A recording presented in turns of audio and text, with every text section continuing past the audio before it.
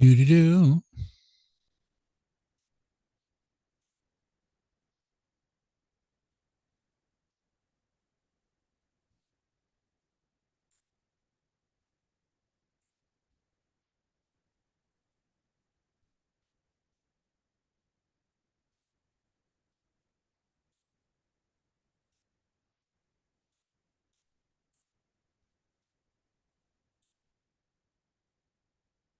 Now what did I do? What'd you do? On a big screen. I did something wrong. Oh well. Can you see me? Yes. Okay, I can't see you. I did something. Hmm.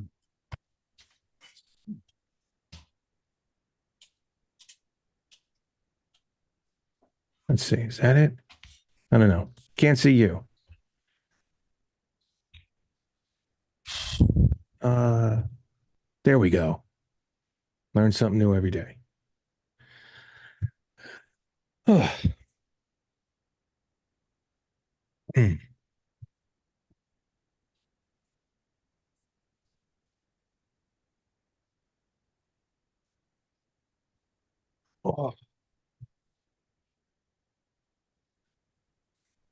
done, done, and done. Hello, hello. This is Mike number one. We having a lot of fun. This is Mike number one. We're having a lot of fun. I'd like to raise a practical question. We're going to do Stonehenge tomorrow. Got out his axe.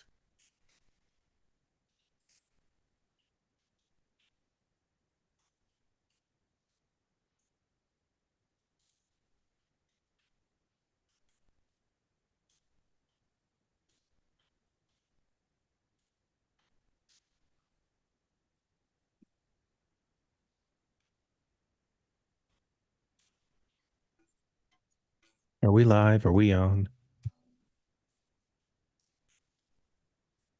Are we recording?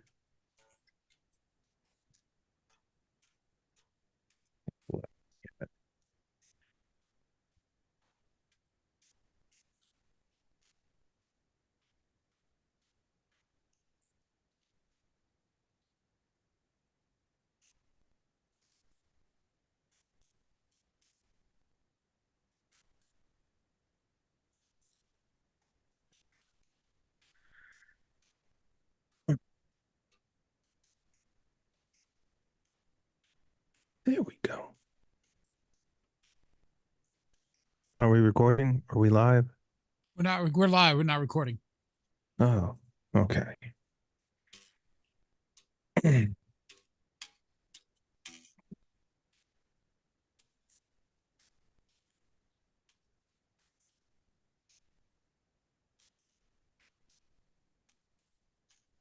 Dude, play Torpedo Girl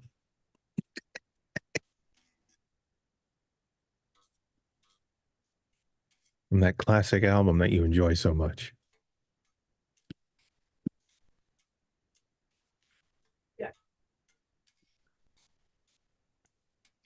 Are you on, babe? You mean that? You mean that bass line?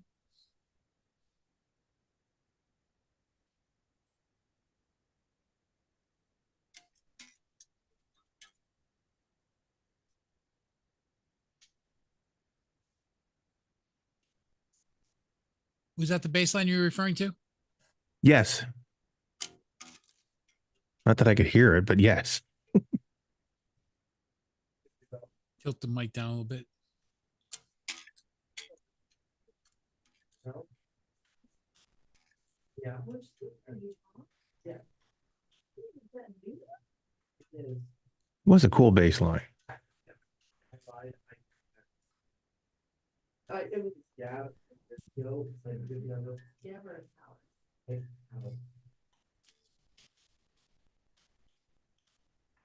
Why nobody covered that song? trying to walk a little bit. Dum, dum, dum, bum, bum, bum. Come on, get your feet wet. Boom.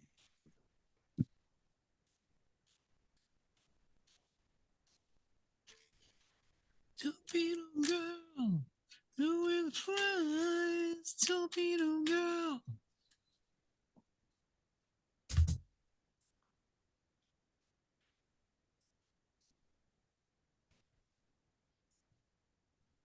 A pretty good fucking song until Gene wrote that shit fucking bass line to it.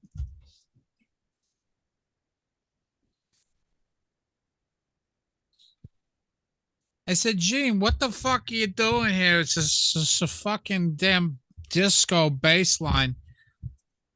It's a rock and roll song. You play it like shit. People have been complaining about his shows. Who? Aces. Aces? Yeah. Of course, he's drunk. He didn't do anything. Oh, Yes.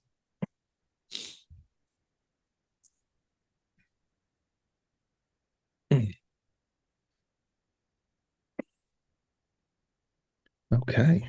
How about that ditty?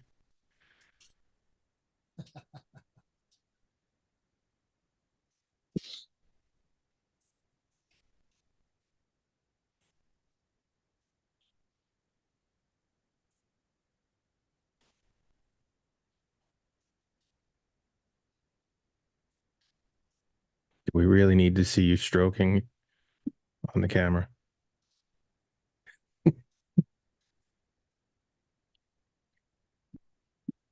Dude, play Night to Remember.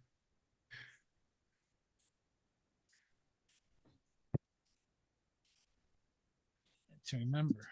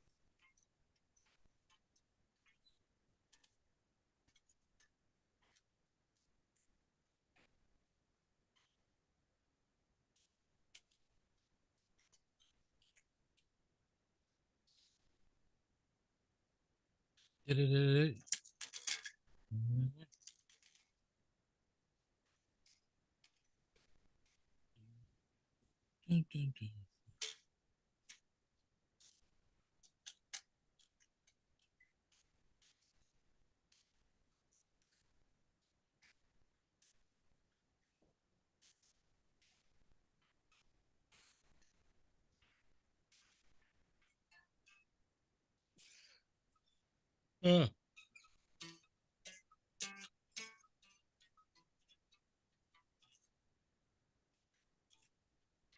All right. Mm.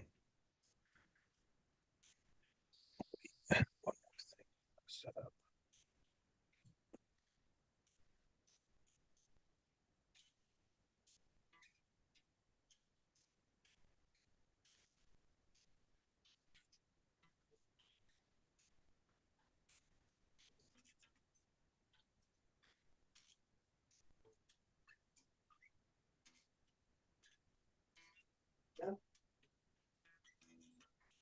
Shoot, no, it's okay. I'm just, I want for tomorrow. No, I totally forgot.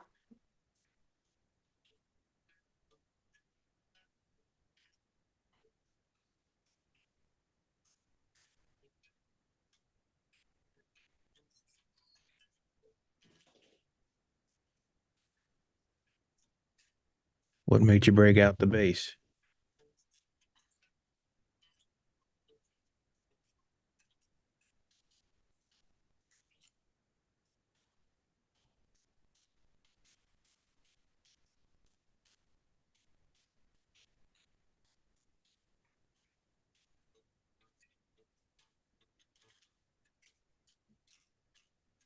Half of an hour.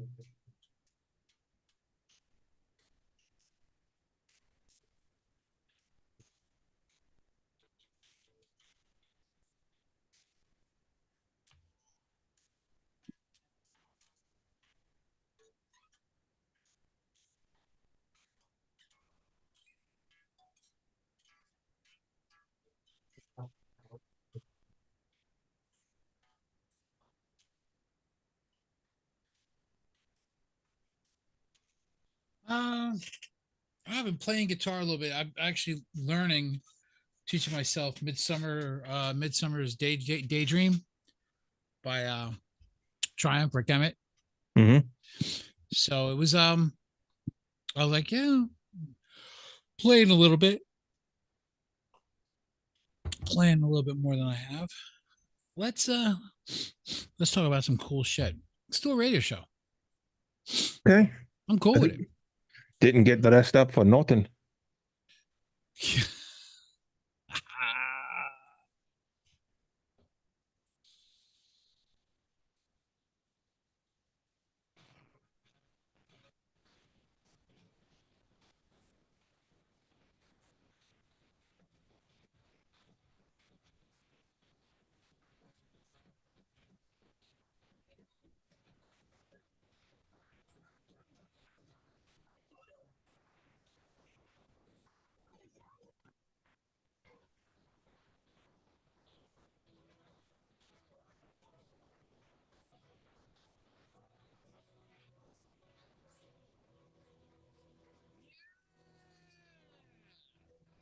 That's what I'm talking about. That right there, ladies and gentlemen. Thank you so much for joining us here on the What's the Form of WTF show, as we love to call it.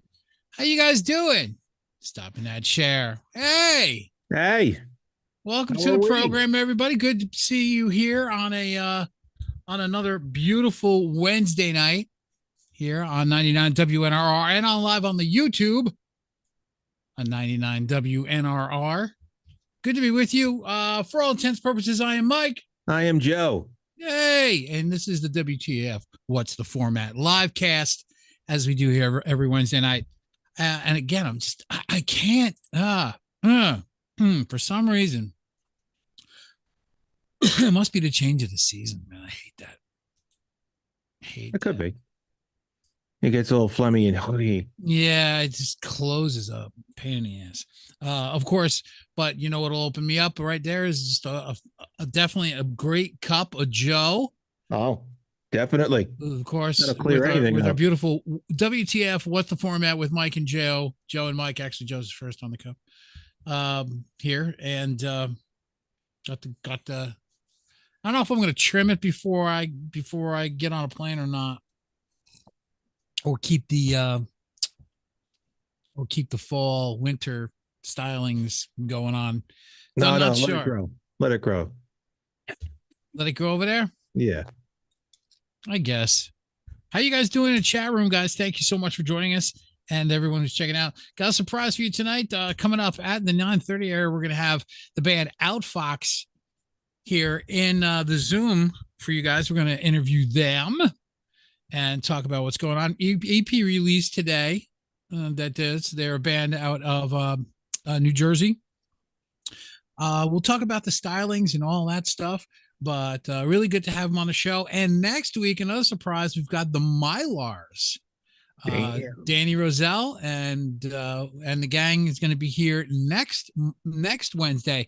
So back to back, we're going to be hanging out and talking to a lot of great musicians and a lot of great music that they're putting out, and it's going to lead into us talking to Rocco Fury and the rest of the guys, and we'll definitely have PJ when he's done with touring. We'll have him above. Maybe we'll talk to Steve Brown, because I was one with two things to talk about today. So let's I guess we'll chalk this up to, I guess, news. Guess we'll talk up to news. Sure. Yeah. Why not?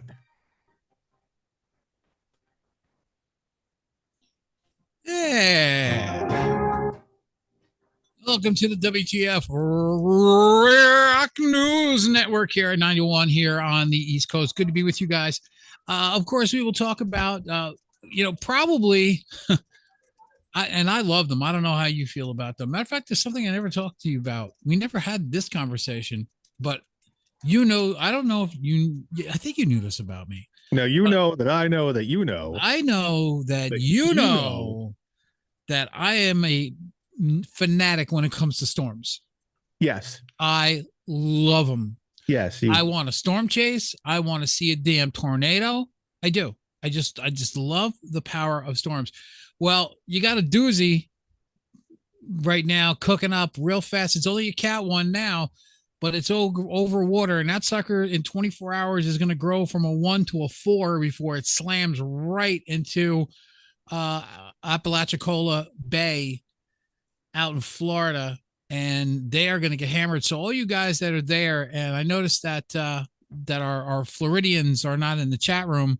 I don't know if they were there, but I hope that if they're in the line, that they get the heck out of Dodge and get inland and go to South Carolina or something, and just be safe. Get out of there. It's going to hit and it's going to slam them. Yeah. So the mice are typing fake news stories for Trump and the GOP. I can hear them. That's good. That's the second time. That's the second time. It's like almost consecutive. Because no, not consecutive. I don't know what I'm talking about. But a couple of years ago, Florida got hit with Ian. I will never forget Ian. Ian, they got hit with Michael just a couple of years ago, which took out a lot of the western part of the just below the what do you call it, Tampa Bay. Yeah, we were there when Ian came to town. But this is not going to be fun. This one's not going to be a joke, only because the last ones didn't have the storm surge this one does. This one is pushing and constantly pushing water north. So it's not like it toggles left to right. This thing is going directly straight, and every time it spins, it's pushing more water north. So the wall of water that's going to be coming inland is going to be reminiscent. They were talking about Katrina style numbers, because Katrina was like 18 to 20 above sea level, and it's just where it hit. It got, but I was talking about more or less the Biloxi and all the Mississippi and all of that area down there. Not so much New Orleans, because we know what happened. The levees broke, and that's what happened with them. But this is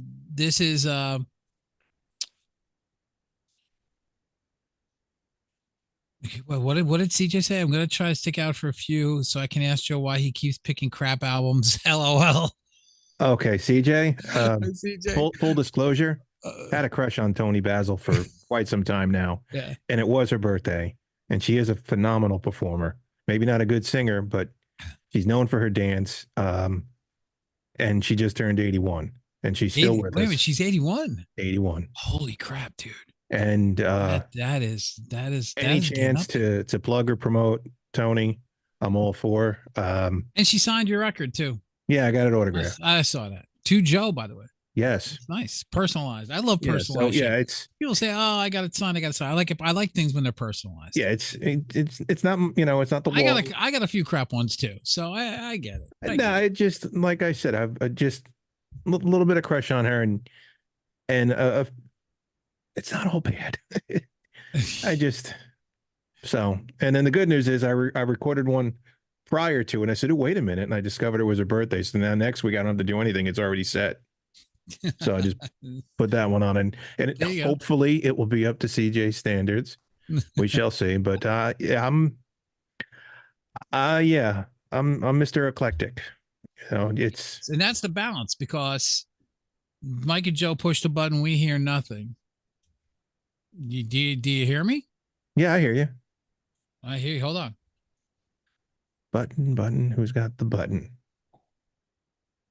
Let's get the Mike wake up pick ready. Let me see.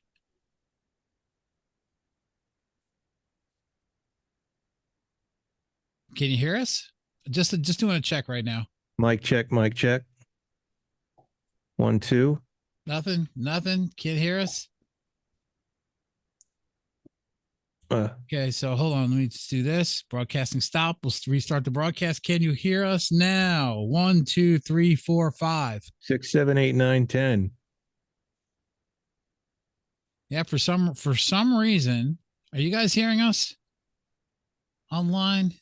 Are you guys? I mean, you guys are hearing us on the YouTube. Yes. 906. I think they're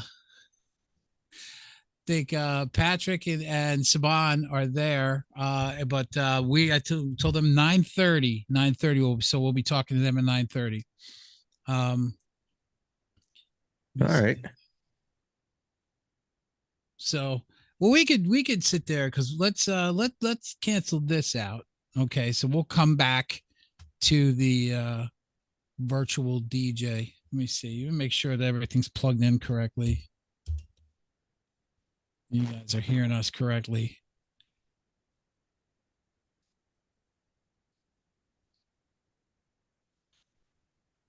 There you go. Okay, so now we'll start it up right there.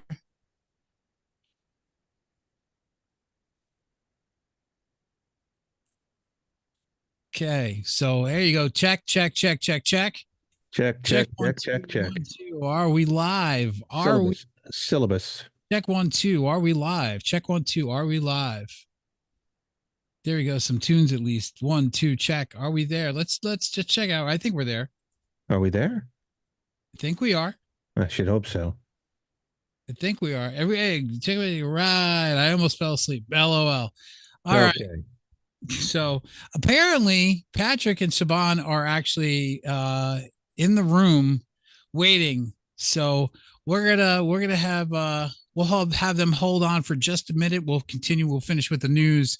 Well, as we were talking about, one thing that Joe knows about me is that I love storms, and so this is very exciting for me. If you guys are in there, if you guys are in the area of that storm that's coming up and pushing a ton of water, we're talking numbers that are closer to Katrina as far as storm surge. Maybe not when it might be, because Katrina was a 4 when it hit land. Obviously, it did devastation to New Orleans because it broke through the levees.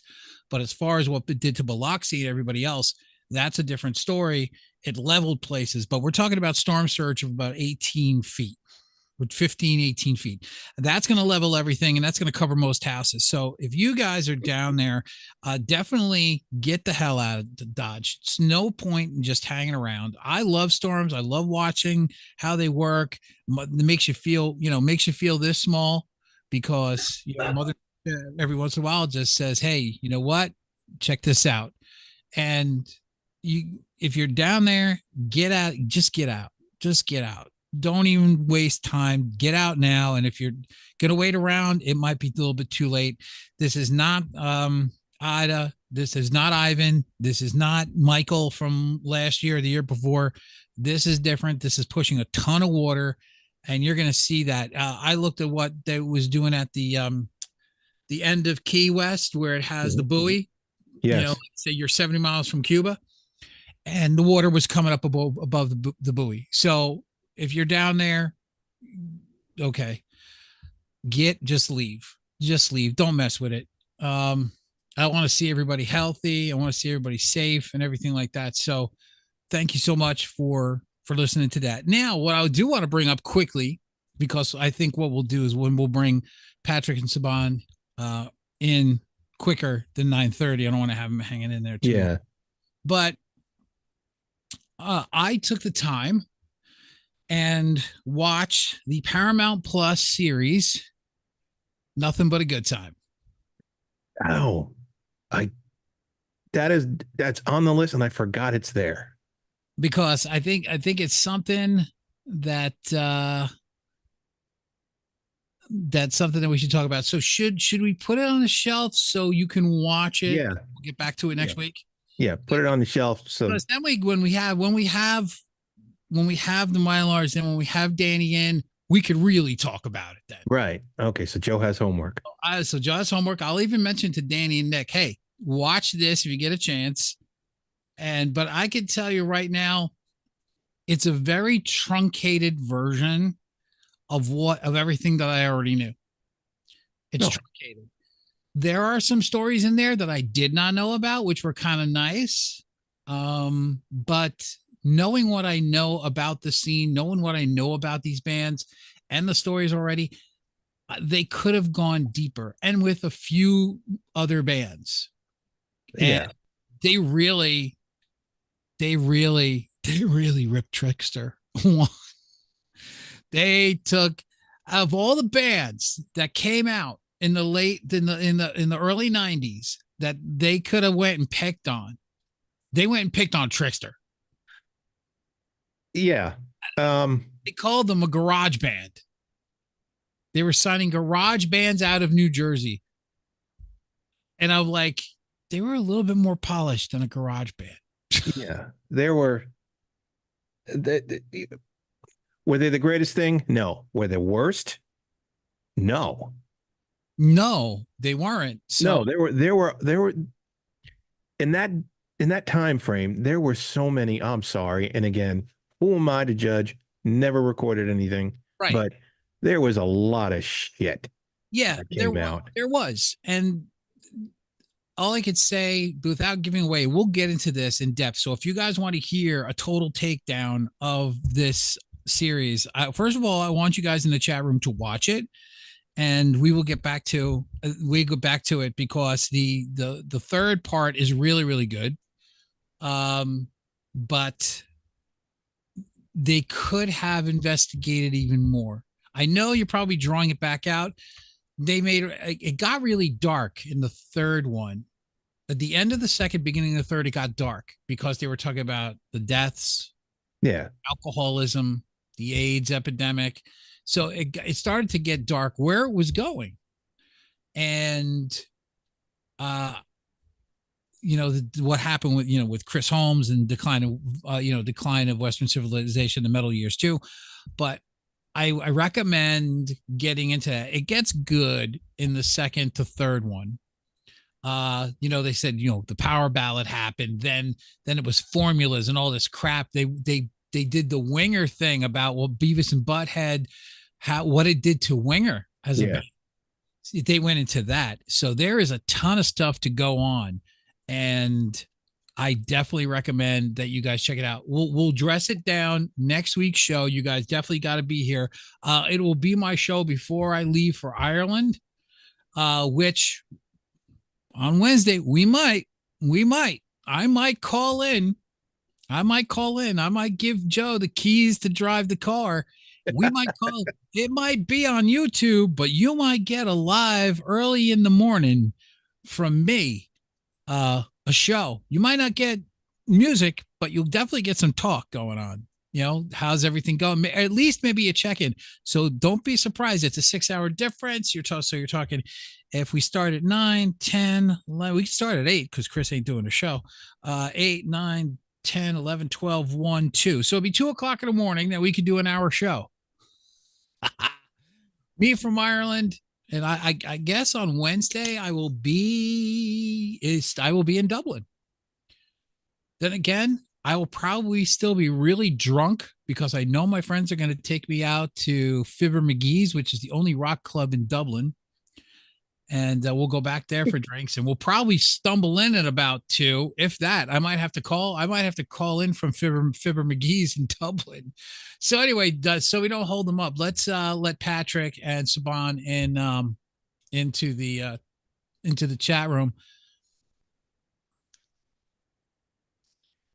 So we're gonna connect. We're gonna let them in, and we're gonna connect the audio. We're gonna talk to a couple members of the band Outfox out of New Jersey and talk about what they're doing. And let me see. They'll come online. They have to.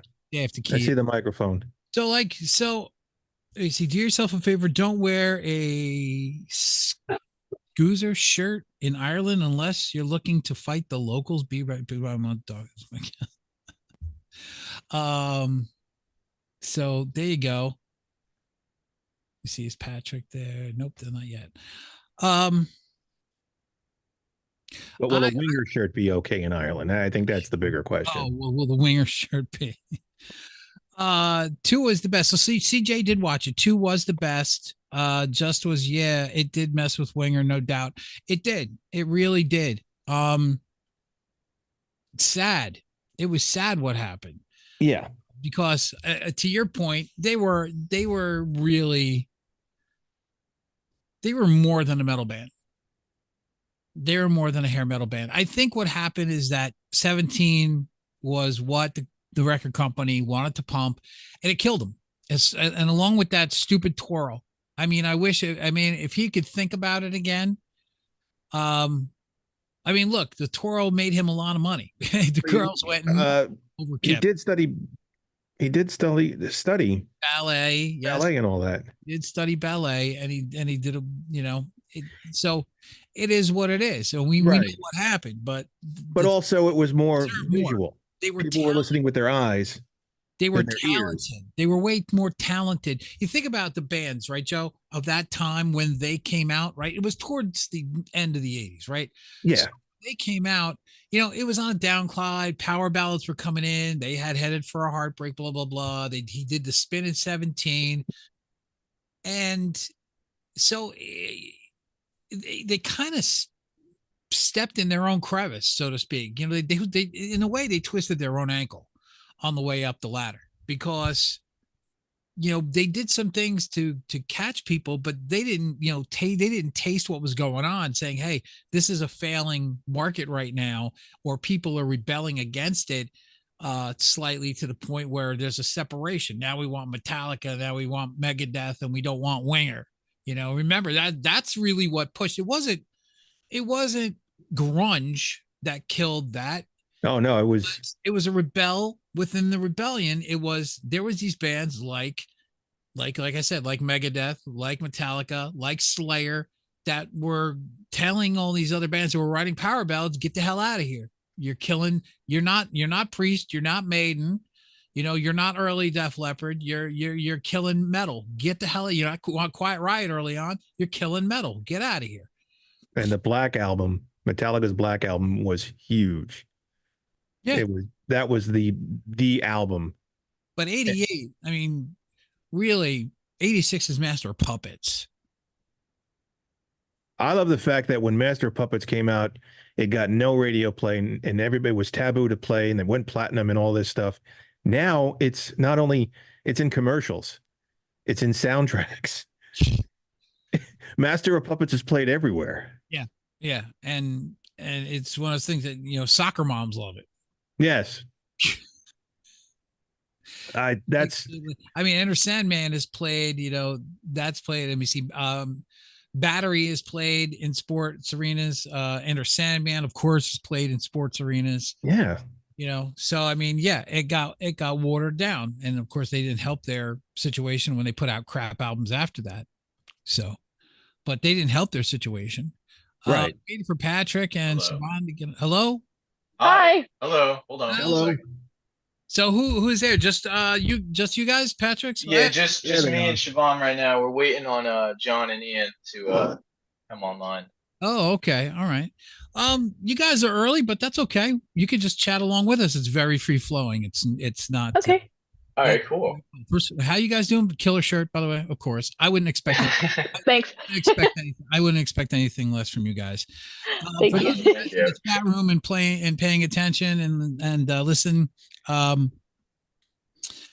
This is Patrick and Siobhan from the band Outfox. They're out of New Jersey, and they got two more members that are going to be joining us. One of which I know very well because he's kind of like a surrogate son. That him and my son met years ago, and they wound up actually being great friends, best friends actually, and wound up even playing in an award-winning jazz band together. So that was really, really, really cool. But what's going on, guys? How you doing? Good. How are you? We're just hanging out. Things are good. Just put out our EP on Monday, so we're happy. We both heard. Congratulations on it. Yes, Thank you. Thank you. We both listened to it. Oh, I know awesome. that Joe listened to it. I know that Joe's probably got some questions that we'll probably get into later on, but we'll wait into everybody we got to start with the big one because they're from New Jersey. Yeah. And so there's only one question that needs to be asked. Oh, of People course. from New Jersey. Yep.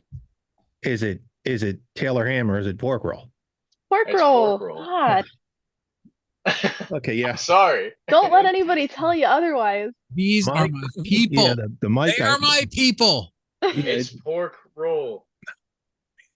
Taylor ham is the brand, but the meat is pork roll. Correct. No, we won't go there. Okay. Fine. Okay. I'm gonna pinky toss with that one. Mm. You know why? You know why, Joe? It's Why? good to be the king. Yeah, yeah. Uh, uh, I will refrain from the whole Q-tip analogy and prove everyone wrong, but okay. I will digress. Of course, if you're going And to we will- drink, if you're we going will to move drink forward. coffee in our great kick-ass WTF radio show, you have to do it with Wawa I don't coffee. have one. We have this. Well, that's With okay. Wawa No worries. coffee. Everyone who comes on the show gets a pair, so Oh, cool.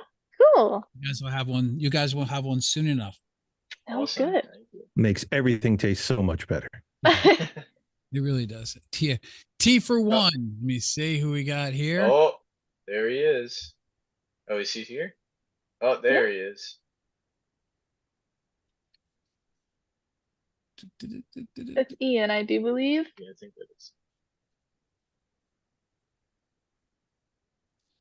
We're waiting for everyone to come online. Thank you guys for hanging out in the chat room. As always, our incredible support from our great friends north of the border. CJ, what you doing? Where are you? There he is. There. Need some Hello. inspiration in the chat room, Hello. CJ. Hook us up. Hello. Oh, it's working. Let's Hey. There go. you go. Yes. How are we doing? Hello. All right. Good. Hello. Greetings. Dude, did you get a haircut? Me? Yeah. Nah, man. They're just all held up with the headphones. I don't have speakers on my He was like, man, you didn't cut your hair, did you? Nah. You trying to go legit? No, I'm letting it grow out. You know, I cut it like every few years, kind of periodically. Thank you, CJ. CJ always keeping the chat room all kinds of nice. You can always count on CJ. Yeah, Good guy. most of the time. Except when he's not talking about Joe's album selections. Yes. Oh.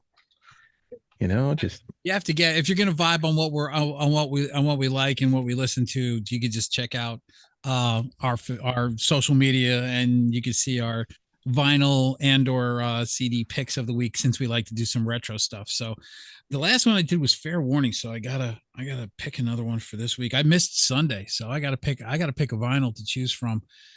yeah, you know, not to put And down or point drop it fingers, down. but some of us are doing it every week as asked, Yeah, whether it's favorable or Sorry. not. sorry. Put So in the time and the effort, you know, but when I hit a record store in Dublin, I'll do one. Okay. There you go. I just don't know what I'm going to get though. I am bringing home some vinyl from. That's half the fun, though, isn't it? Yeah. That's I'm definitely going to bring home some vinyl from Dublin though. Yeah. When are you going to Dublin? We're flying out on the 8th. Oh, that's coming That's up. so cool. Oh my I'd gosh. love to go. That's our second time out. We were there a year and a half ago for 14 days. So Oh, yeah? we're going back for a week yet. Yeah, about That's awesome. not even not this past March, but the March prior, we were there.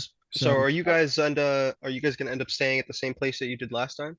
Oh, good question. See, I love being the one being interviewed. Okay, so Cool, because now I'm intrigued. You know, I've always wanted to go to Ireland. Haven't had the chance yet. actually, that would be But, true. Ian, that would be true. Actually, we're doing instead of going west and north, we're going south and west. Okay. So Okay. we're going down to Cork and to Cobh, and we're doing more of a castle tour, going Ooh. south, Love me a good castle. and then we're gonna hook it on up and drive up the west coast back to the same cottage we stayed at the first time in the town of Doolin, and then from there we're gonna shoot across to Athlone, stop at a pub right there. We know the owner, and then hook back up to Dublin, and then which I think that one of the bands that I've played that we're friends with for years now, they're hooking up a little jam session on the Monday night before we leave. So Hell yeah. we're gonna get into a Awesome. studio or someplace else and hook up a jam session. So I'm gonna jam with the Irish for a while. That'd be awesome. That's cool. So those are we waiting for? I believe we're missing John. Yeah, what time is it? Okay, It's 9:26. 9:26. He's got Shoot him 4 a text. Yeah. Okay, so wow, so Chris has got a question already. So that's cool. That's cool. Hey, guys in the chat room, especially, ask him questions if you want to. That's fine. I will check it out. Cool. Absolutely. We'll describe what we heard. When Iden does have their own teams. They were that's from the mainland. That's true. That's true. But that's okay because to your not even going to think about. We tried to get tickets, and this is for CJ too in the chat room. We tried to get tickets for a local football, i.e., soccer, and you can't get a ticket because they're all the stadiums, which are not huge. It's not Wembley that you go there. They have one big stadium, but the rest of them are kind of like local club stadiums, and you can't get a ticket because everybody in the town just goes. They're packed. I looked up the line. It's like you can't get a ticket because I wanted to go see. I wanted to go see a local match, and you can't get. What the hell's going on? Like anybody from the immediate areas immediately bought up all the seats or all the spots. Well, from what I've noticed from watching the Ryan Reynolds Wrexham thing, yeah, the towns take all their teams serious, and I would imagine. I don't watch sports, but I'm just filling in on the dead air. I'm pretty much here for the eye candy. Yeah, I mean, I don't really know anything about sports. But it was under the impression that pretty much the towns, everyone pretty much has season tickets and everybody goes, and it's what to do. It's what they do. We play a game show for the bands that come on, actually, and it is called Sports Ball. Oh. To prove my point that even musicians know something about sports, and I think that this might be the first time where I might. I know very little. I played volleyball in high school, and that's like, I don't know, that sport I found fun. I was never really interested. I might have to take it easy on the questions. No, you can go as hard as you want. No, don't say that. Well, we'll just not answer them correctly. Yeah, we'll just pass on those. Yeah, that's the thing. You can't pass, or you can't call a friend, or you can't.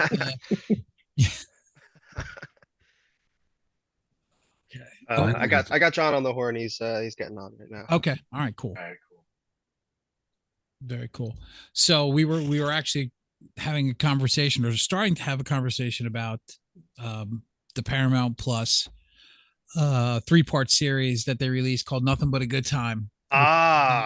Which was about, so I watched it twice, all three episodes. And after being one who lived it, and been on the stages that they talk about with the bands, some of the bands that were there in it, I could tell you that it was truncated at best. There's a lot more that they could have went into. Yeah, I've heard a lot of the stories before. Chris posting up the mugs hanging out north of the border. Nice. By the way, for those of you who are listening and want to support the show, as always, you can go to Pork Roll Apparel. Notice it's called Pork Roll Apparel, Joe. .com, and you can actually buy a WTF mug or a shirt, and our famous Pork Roll Records shirt, which are pretty cool. So if you go check that out, you can support the show and what we do. We're growing, and a lot of stuff that's going to be going on soon, because I don't talk about this, and because everything's not said and done, but people who know me know that I was the one who created New Rigel Radio, and then formed it into 99 WNRR, and the staff and all the people that have been part of it, a few hundred people that have been a part of it over the past 12 years. Well, moving on, but I'm not leaving the station, but it's been managed by Jackie Raven for the past year and a half, and she's done just an incredible job, and she's taken over a bunch of stuff. So we are actually right now working on a deal where she gets to buy it and then just takes it over completely. And it's all hers. And I will be here in support. I will continue to do my show, but it's also going to be able to free us up, me and Joe, to do other things. There is a non-compete. We're not going to go anywhere else. We're not going to go to another radio station or another. We're going to stay here. So don't worry about that, guys, hanging out in the chat room and listening to us over the airwaves. You'll still hear us, especially on your Amazon little disc. So if you just ask it to play 99 WNRR on TuneIn, you can listen to us on your smart device. Of course, you can get us on Get Me Radio and like a ton of other places that kind of like steal our streams and just put them up on their own website. So you can catch us basically anywhere, which is cool. So we will not be going anywhere, but this will free us up to do our own website. We'll still run the station stream through it, but our own website, concentrate on our own social stuff, building more content, which we're going to do because that's why we created the WTF What's the Format show. So again, next week, we've got the Mylars coming in. My good friend and Joe's good friend, Danny Roselle. Guy's been around for a long time and knows a lot about the 80s scene because we'll talk about with that. But right now, want to welcome everybody to the program. I'm waiting for Jonathan to kick in with his microphone, and we'll talk to the band Outfox out of New Jersey. See what I did there? Ooh. Oh, clever. See what I did there. I'm here. Little bass, a little G. Thank you. Oh my God. You guys like storms? Summer storms. Yeah. Yeah. You guys like storms? Absolutely. Storms fanatic. Love them. Don't like what that does to property, but man, I am so pumped to see this sucker that's just going to develop more in just 24 hours. It's going to be, I mean, it's going to be horrible for people that got to deal with it. Plus, I've got a daughter that's going to give birth and she's going to be in the middle of this thing because she's on the edge of South Carolina. So it's going to go just around. So I'm like, are you in a flood zone? She goes, no. I go, all right. Hopefully not. Do you have good infrastructure? Yes, Dad. All right. Now, if it gets too bad and the lights start flickering, you get your ass at a hospital because God forbid you go into contraction. Your ass better be at a hospital. They have backup generators. Yes, they do. Mm-hmm. So, right, Joe? Yes, yes, they do. They have backup generators. So, ladies and gentlemen, right now it is 9:34 here on 99 WNR, the WTF What's the Format radio show and live cast. And I have the band from New Jersey that just released an EP on Monday. This is Outfox, ladies and gentlemen. And let me see if I got everybody right. This is Patrick Saban, Jonathan, and I don't know this other guy. I've never seen you in my life. Ian, who I've known for God, more than I've known some of my own family members. Jeez, You maybe got my sympathy, man. maybe 12 years. It's almost half my lifetime at this I'm point. going to say it is more than half your life. I know where you live. The feeling's mutual, my friend. So first of all, guys, congratulations. Yes, Thank you. congrats. Thank you so much. Thank you. Thank you. I know the trials of putting out and putting together an EP, albeit that it's a lot easier these days. And I don't mean this as a slight. It's a lot easier with the technology these days. But Oh, yeah. it's also a lot. And then this is where the compliment comes in, because it's a lot harder to capture digitally, I think, the sound of a live band. And I'm going to tell you something right now, guys. These guys are working on their craft. But I will say this: go see this band live. Oh, thank you. I agree. Go see this. This is about the truth to the statement is people say, oh, you hear bands say this a lot. Oh, we're really a live band. We spend a lot of time in the studio, but we're a live band. This is a live band. A band live that will kick your ass. We try. And No, you bring it. You definitely. I would agree with Joe. I think you do a bang up job of bringing it. Yes. Not even just you and Siobhan, but I feel like all of us as a group. I've seen we get better and better every time. Seen this band. I've seen this band twice. Once in its infancy, once as it grew. Matter of fact, I saw the first time you guys ever played live. Really? I believe so. Wasn't EJ Well- the first gig? Well, that was the first gig that the first real gig that I played I was with the about to group, say I in believe. quotation marks, Like- real gig. Because there were iterations of the group before I showed up on the scene, and That's what I'm it, talking. there was a lot of open mics, which I also participated in, but we've kind of been moving away from those as of lately. But Yeah, I 'cause you believe did a AJ's lot- was the first, yeah. you did some of the acoustic stuff prior to that, which I also saw some of that. So you guys were jamming. I saw some of that. You guys were doing some. I saw some Simon and Garfunkel, I believe. You Oh guys- yeah, I love. Right. So you guys so I caught some of that, but from that to what I saw at Studio One in a year's time, massive jump. Well, thank you. Mhm. Massive jump. I would agree. I would agree. You have to, I mean, you'd have to just understand, I mean, people who are listening, you have to understand that this is the growth that has happened in a short period of time.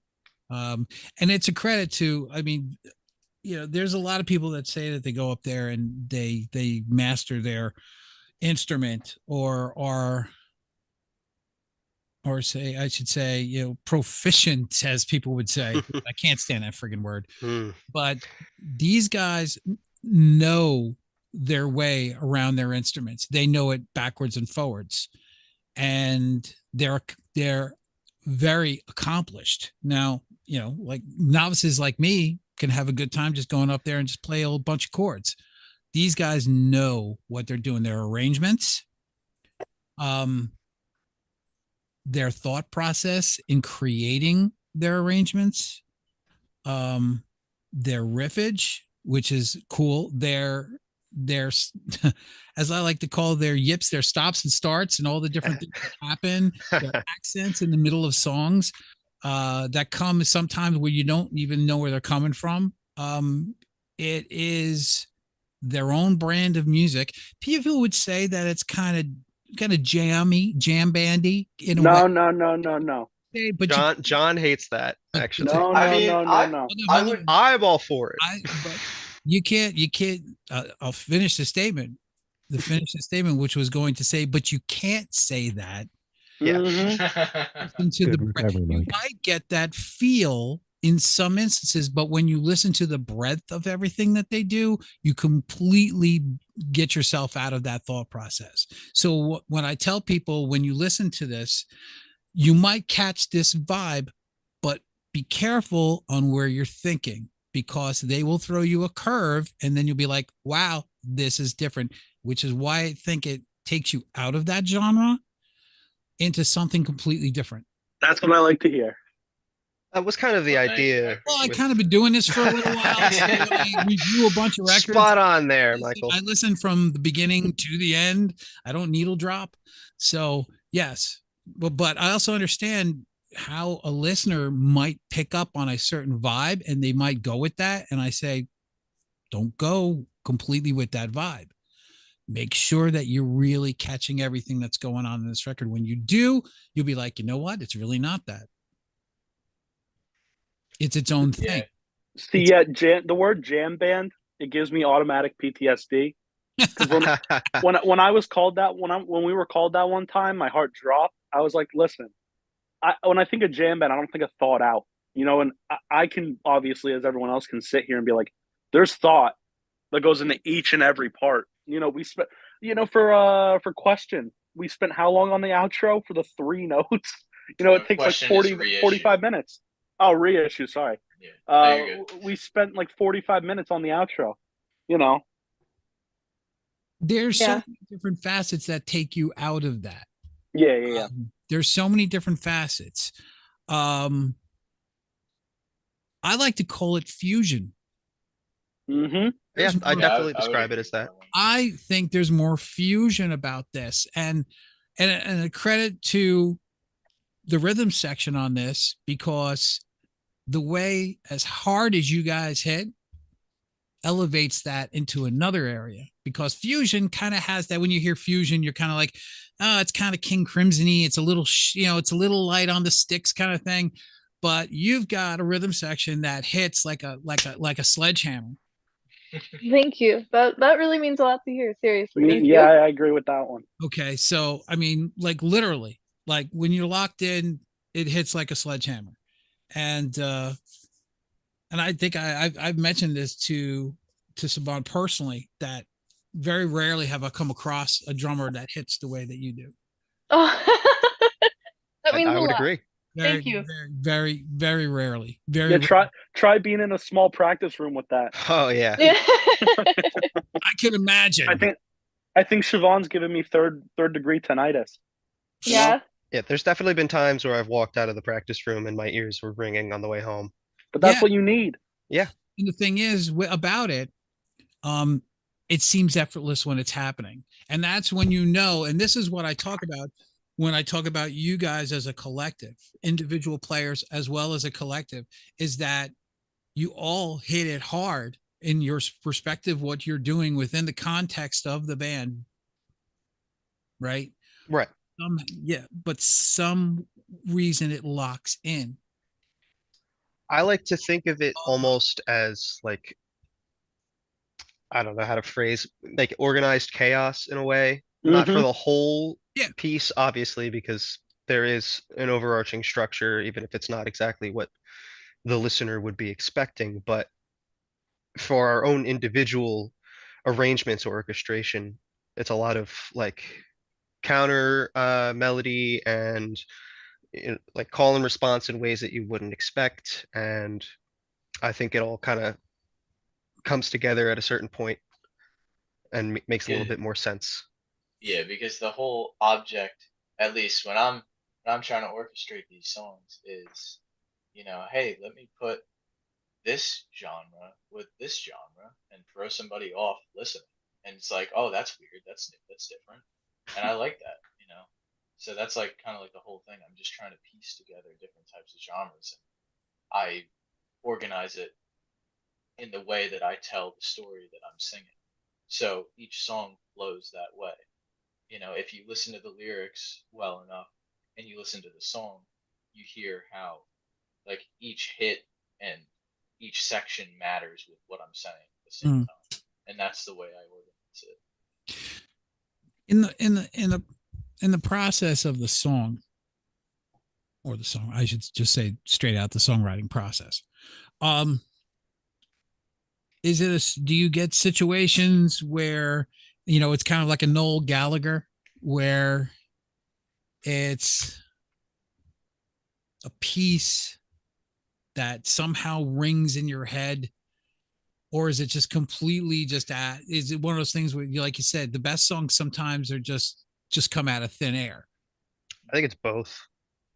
Yeah, Well, I mean, it's. I think I think it's different for everybody. Yeah. Because personally, I think of it mathematically, and I think I'm not the only one that thinks of it mathematically. I think everyone thinks of it differently, in the sense, like, for others, it's more like the emotional part of it. But if you put the theory and the emotional together, that's what you need. Because then if you only have mathematics, with it, it's kind of just robot music. And then if you only have the emotion part, there's no structure to it. So it's kind of that mix. It's kind of like what I say about the Grateful Dead. It's emotional, there's feel, but I don't see any structure. That opinion actually, John and I have disagreed on for quite some time, as I'm sure you all know, Well, at you know least what? in this call. But then again, the Grateful Dead is known as a jam band too. So Exactly. Mm-hmm. And see, and to me, that's when I said that term, and I said jam band, like I said, there are some nuances that would get you to feel that way. But like I also said in that statement, there are things that you do in the context of a song where you just break into something and it's just so heavy. It would never, ever, ever cross the Grateful Dead. Well, back in the day for them, it would never be something that would cross their paths. Mhm. It hits harder than even most fusion, which is why I said what I said about that. So while I even say it has a fusion vibe to it, there's still those moments where you guys get heavy. And that's the thing about what you guys do and why I call it its own sound in a way, because it's you guys get heavy. Almost at times a Sabbathy kind of heavy. Yeah. Yeah, yeah, we do. And I wouldn't be able to describe what our sound is. It's just I think for the heavy section, Sabbathy is well, an yeah, adequate description. But I'm just talking about a general like overview. Oh, If you hear all the yeah, songs, that's I couldn't even tell you that's an that yet, arbitrary because task. at least my goal, as well as I think everybody else's, is to try to almost be as eclectic, but as I can't think of the word. Okay. Eclectic. Trying to be Yeah. as eclectic and organized in the sense that we have a same sound. There's a sameness throughout all the songs, but they're just also different genre-wise. I can't think of the words right. So when you heard what are some of the things that you heard when you listened to some of the tracks? Like what do you mean? I was gonna ask Joe because Joe listened to I'm as sorry. well. Yeah. Oh, okay. I wanna No, get- I I thought you were talking to me. My bad. Sorry. Like we heard it all actually. because that's the thing, we both have different takes. Sometimes we'll have the same vibe on a track or an album that we're listening to, and sometimes we won't, and that's what makes the show. So I want to get what his thoughts of it. And straight up, what's the first thing that when you started you're listening to the tracks, what's the first thing that popped in your mind? don't get mad at me, but the Oh, first come thing on. that popped into my mind, and I'm just gonna throw out a blanket apology because I'm not the wordsmith. Between the two of us, I'm the looks, and he is. But the first thing that popped in my head was Talking Heads. Ooh. Yeah. I'll take it. yeah. I'll take it. Because Love me some Talking Heads. I was listening to it, and I'm like, okay, so we got a band, and like band, and I'm hearing that, and I'm like, is that a saxophone? That's a saxophone. That's really cool. And hearing a little bit more, and I'm like, that's a mandolin. That's a mandolin. You have your recipe, and you're like, here's our recipe. And it's like, you know what? Let's throw a little bit of this in. And you gave it, and it worked. Where in some cases it wouldn't. So every song was different. There was something different coming. Whereas a lot of bands, you kind of know what they're going to make. Every song pretty much has pretty much the same, more or less. But with you, there was you kept bringing in different elements. You kept That's bringing great in to hear. different instruments. And Yeah. for me, that's what I really like, because I get bored real easy. So it Mhm. was, I hear you. I really got into that because 1 minute, like I said, there's a mandolin, there's a sax. Now we got a keyboard. We got a keyboard. This is really good. And everything just seemed to work. And sorry, John. I was like, is this a jam band? But then all of a sudden, like Mike said, boom, something changed. You're like, no, this ain't a jam band at all. This is something different. This is something good. And I no respect to like Dave Matthews and the Dead and all that stuff, but 20 minutes onto a song, you're like, dude, come on. Thank you. Yeah, that's- Thank you. That is what I I'm don't saying. need 30 minutes of Dark Star. I'm good. Oh, yeah. But- yeah. Yeah. Doesn't mean I didn't enjoy it, but here it was like just enough, and you had just the right amount of pretty much everything, and it worked. And I really enjoyed it, which was good because I'm at work. Work is work. All right. Yeah. So it was a nice, had my own little time, my own little space, and was just doing my job. And I was like, I really, really enjoyed it. And what did it was, like I said, everything that you brought into it. Everybody's just starting bringing in a lot of different, which was nice because it wasn't predictable. It wasn't, okay, that's what this song says, so this one's going to sound like this one. And it didn't. And that's what I really enjoyed about all the songs was it was different. It was So again, it kind of reminded me of the Talking Heads because everyone, they kind of like do things their way. Right. But again, not the wordsmith, but that's what I got. That's what I got from it. Well, thank you. Yeah, And thank you. I appreciate really it. did enjoy it. Thank do you, you- thank you. as songwriters, well, I think, in the way of Rush, that everyone has a different part. I think everyone has a piece of the song, because what you, as a player, what you bring to a song, to me, creates the song. So Absolutely. I'm always on the idea, like, just like Queen decided, it's like everybody's got part of that song. Without that one person, that song is not going to sound the same. So I think Mhm. everyone is a songwriter to each individual track. Absolutely. With that being said, how do you now this, I'm going to go deep on this one. How do you derive, and how do you sit there and feel something out where something, a sort of track is not, while this EP is definitely not pretentious, it's definitely not pretentious. But how do you feel when you start to create, that you're making sure that, maybe in other words, do you have a filter of not being too self-absorbed on a record? Hmm. I don't know if we've ever really talked about that. In other words, No. when you're thinking of audience, now there's two ways of writing, more than two ways, but the main two ways of writing is you're writing for yourself, you're writing for your audience. As something is, this is kind of cool. Will they like that? Will these Right. people who come to or will they dig that? Will they understand that? Will they kind of, Okay. so I that see what can you're getting kind at, of yeah. pull you out of your stack of what you guys do inherently and organically, so to speak. But in the same context, you're kind of like not going off on tangents where people would go, okay, you lost me. Yeah. How I feel like how do you Well, ride how do you ride that fine line? I mean, I feel like, not to cut you off, Ian, but I feel like generally, like, we just write for ourselves. Or at least like, whenever I bring something to the Mhm. table, I just write for myself, and then, hey, people like it. Hey, that's great. Let's write another one and see if they like that one too. I'd say there's definitely like a percentage of a thought process on a song that goes towards thinking about how somebody from an outside perspective might perceive our work or the song in general. But like Well, Patrick I said, can make an example here. yeah, okay, go ahead.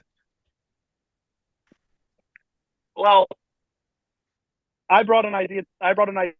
To the table, and I was like, "Yeah, I think it's cool." But then Patrick was kind of like, "Yeah, but I don't think anyone else is going to be really cool with that." And I was like, "Oh yeah, that's fair." Yeah, I don't know if you guys know exactly what I'm talking I about. remember what you're talking about, but I don't. Yeah, yeah. But there's definitely been times where, Well, let's I've keep played it that way. something. That's okay. Yeah, well, there's definitely been times where I played something and you guys didn't approve of it, or Ian played something we didn't approve of it. right. Siobhan played It's something, whatever. we try. There's always. Sorry to cut you off. We No, try you're good. No. our hardest to try and keep the songwriting process like a 25-25 split democracy on like who gets say in what. We'll always try something and then we'll take it from that point on. So if somebody Yeah, has an yeah. idea for somebody else's part, even though, I'm not a drummer and Patrick's not a saxophonist, we'll still we're still willing to hear each other out on that, even if it's not something that you'd immediately assume would work in that section. Yeah, no, I completely understand that part of the process. I do, and it's kind of I found myself in that process. Actually, what worked for me was actually I became a better listener. As far as other people's input on the songs, I mean, I always held true to what I felt was right for a song, in writing it. But it I'm only going as far as the support around me are going to go. Mhm. So it's better to all be pulling on the same rope, and kind of towing the cart behind you, and you're all making more headway. So I've always been, for me as a songwriter, has said, being a listener to what people bring to the table has always benefited. I felt, and you know what, it's one of those things where it's kind of like, letting. It's one of the hardest things to do. We all know this as musicians. One of the hardest things to do is to let something go that we create. Oh yeah.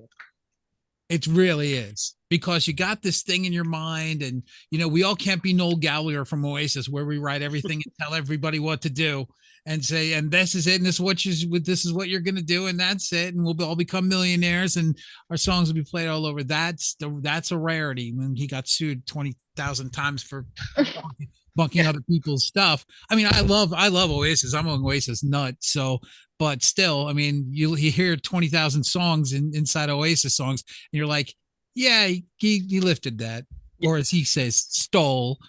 But that's one of the cool. It just seems, especially again, I'm going to stress to the live about you guys, because the cohesiveness and the energy seems like it seems like all these conversations that you're talking about right now, it seems like, yeah, all this stuff is worked out. By the time you get to that performance level, it just seems like you guys have worked on all of this stuff, and kind of like really hammered it out to where you're going to go to you can only do that and be that tight. Oh yeah. If there's any lack of communication, especially with some of the breakdowns you guys do, Yeah. you guys are gonna be lost. But it never happens. And I think, and I'm a big proponent of a show. Ian knows this about me. I'm a huge proponent of a show.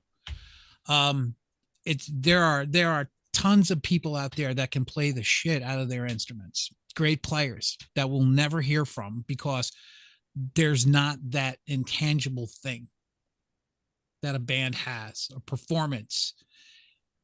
And when I saw the Pony Show with all the lights and all the support and everything timed up to all the crazy stuff you guys were doing, I was like, I'm at a show. I'm not just here watching another band. That is. You got to think this station and how many shows I've been invited to, and how many showcases I've gone to, and how many bands I sit there and watch for 3 hours and saying, okay, that had my attention. That didn't have my attention. That had my attention. What separates you, and I mean to tell you this, although I never got you guys together in one sitting, was that Pony Show was, to me, something you guys, if no one told you this, it's their fault. But that Pony Show showed me next level. That Pony Show showed me that this is that intangible thing that a band has, that you go, and you sit there Well, and thank go, you. with all the lights, the heaviness of it, the fusion of it. And like I said, it was kind of like, yes, in a way, bluesy, early yes, not the crazy shit. Oh. The good Oh, yes. Yeah. God. Yes. You The just good old said my days. favorite words ever. Not the drama and the relayer and the shit that I'm talking Yeah. about. Yeah, the good yes. The good yes. No 80s Yes. yes. Oh, And that's kind of what I heard. That's an insane. well, my whole night is made, so I'm good. Have a good night. Thank you. So Thank you, though, really. don't get me wrong. I like, I mean, the Jeffrey Downs and the horns, but being a Early yes is the best. historian They're kind of oh. serves its purpose. As my wife would say, the encyclopedia of useless knowledge, like reading, in other words, i.e. reading liner notes of every friggin' album, who produced what, where was it recorded, kind of thing. And yeah, definitely the early first three records, first four records. Yes. Blues, that vibe presents itself at your show, which is why had so much energy. And, for it could go, the thing is it sits on a scale. It sits on a seesaw because a band like yours, it could go one way. It could either be jaw dropping or it could go the other way where it's just a bunch of guys on stage just jamming real hard. Yeah.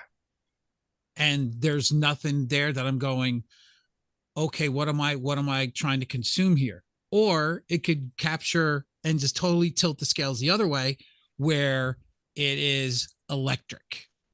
There's that sizzle, there's that taste, that battery taste on the edge of your tongue. Yeah.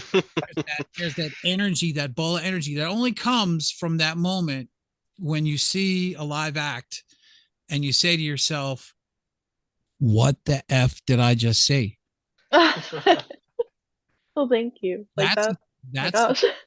and I'll be honest, knowing you prior to that and knowing you as you grew over the past year to this EP, I would love to hear, because I think from the recorded version, and this is why I said again, like you're a live band, the recorded version of the song is inherently different live. Absolutely. Well, I feel like a lot of the songs, at least, from what Pat tells me, they're all written with like a lot of emotion and stuff. Pretty much all of them. So when you have it live, it's just different every time you hear it live, in my opinion, just depending on the mood that day. Absolutely true. That's a great observation. That really is. And we do think about it. Whatever mood we're in, we're going to pick up a song differently. We're going to hear it differently. The same song we've heard 30,000 times. Looking at like the tracks on the album, because I just wanted to look like, I think probably 4 out of the 6 are from like a personal emotional standpoint, at least from my understanding. And that's a lot of the songs, even not on the EP, just stuff that we play live, and it really changes, each time we play it live. So I don't know. I Yeah, really like because- more emotional, personal story kind of songs. So I'm happy that a lot of our songs are that. So do I. So do I. You're talking to an admitted Tory file. That's all you got to say. To me, one of the best storytellers ever. Period. End of story. In a very obscure way, but still, both of us, me and Joe. That's kind of like, I guess, our maybe our guilty pleasure or whatever. What would you call that, Joe? If we're both like I'm nutso over Tori Amos. No, it's not a guilty pleasure. It just means you have excellent taste. That's true. Yes. You don't cower into the bathroom and lock the door and listen to it privately. You play it loud and openly and you enjoy it. It's not like it's Michael Bolton where you can't, even though he soothes the soul and nobody, but still to me, you don't What's have wrong with Michael? Excuse me? What's wrong with Michael? Nothing. Saw the man twice in concert voluntarily. He did very That's what I well like up to hear. until the Time, Love, and Tenderness album. That's when he crossed over to song. that was after that he went over to the adult contemporary and then Went over to the dark side. I Went over tapped to the out. dark side. Yeah, I tapped out and listened to my drama album instead. But no, Tory, yeah, that first album, yeah, it's not a guilty pleasure. I never thought of it as a guilty pleasure. You think of it as of having taste and just being a fan. Wholehearted appreciation. Exactly. Yeah. Oh, look, Rick. Everyone knows who Rick Beato is, right? Do you? Yeah. Okay. Everyone knows Rick Beato. He did a whole segment on Little Earthquakes. That's all you got to say. He's rarely done a whole album. He did a whole album. He did a whole podcast on Little Earthquakes. So that's all you need to know. And it says it's the album that got him into being a producer and wanting to be a producer. So Eric Ross, incredible couple of records. We talk about this EP, by the way, it's a self-titled EP.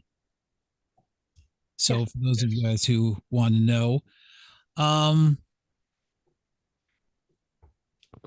of cute with the cover. I don't talk about the covers, but I had seen this picture before, but the old scrapbook kind of look. kind of vibe. I was curious. I thought you guys were gonna go. I think you guys were going for something a little bit more streamlined as the logo. I saw something different on the social media, but then I see the old logo back on the EP. Yeah, we kind of switched it up last minute. There were, I don't know, we kind of never really settled on a 100% exact iteration of what we were going for. And then, the upload date came along or a few days prior, and we're like, all right, we'll just go with this one. And it's kind of an amalgamation of everything else that would have been. Kind of got that Southern Companion musical harmony kind of vibe going on there. Yeah, One of my favorite albums of all time. That Crow Show. Remember, Ian? That Crow Show is awesome. Oh my God. With Dirty Honey. Oh yeah, Patrick was there. Yeah, we were there. They were at the same show. We were at the same. Oh, Yes, Yes, they we were. were there. PNC. Woo!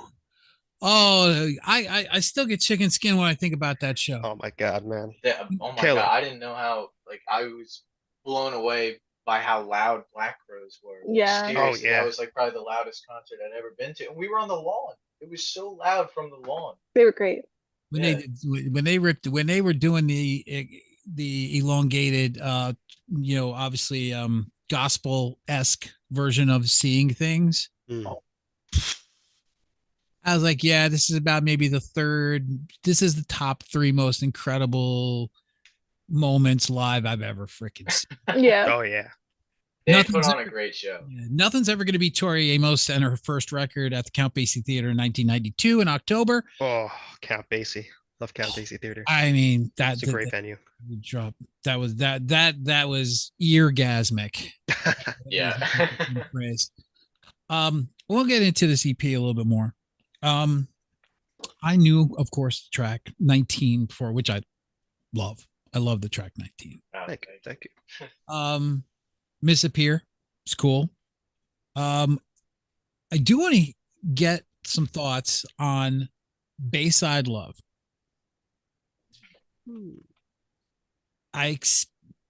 And here's the thing. Here's the bad thing about listening to so much music is when you hear something, you kind of expect things. Mm. You have level of expectations.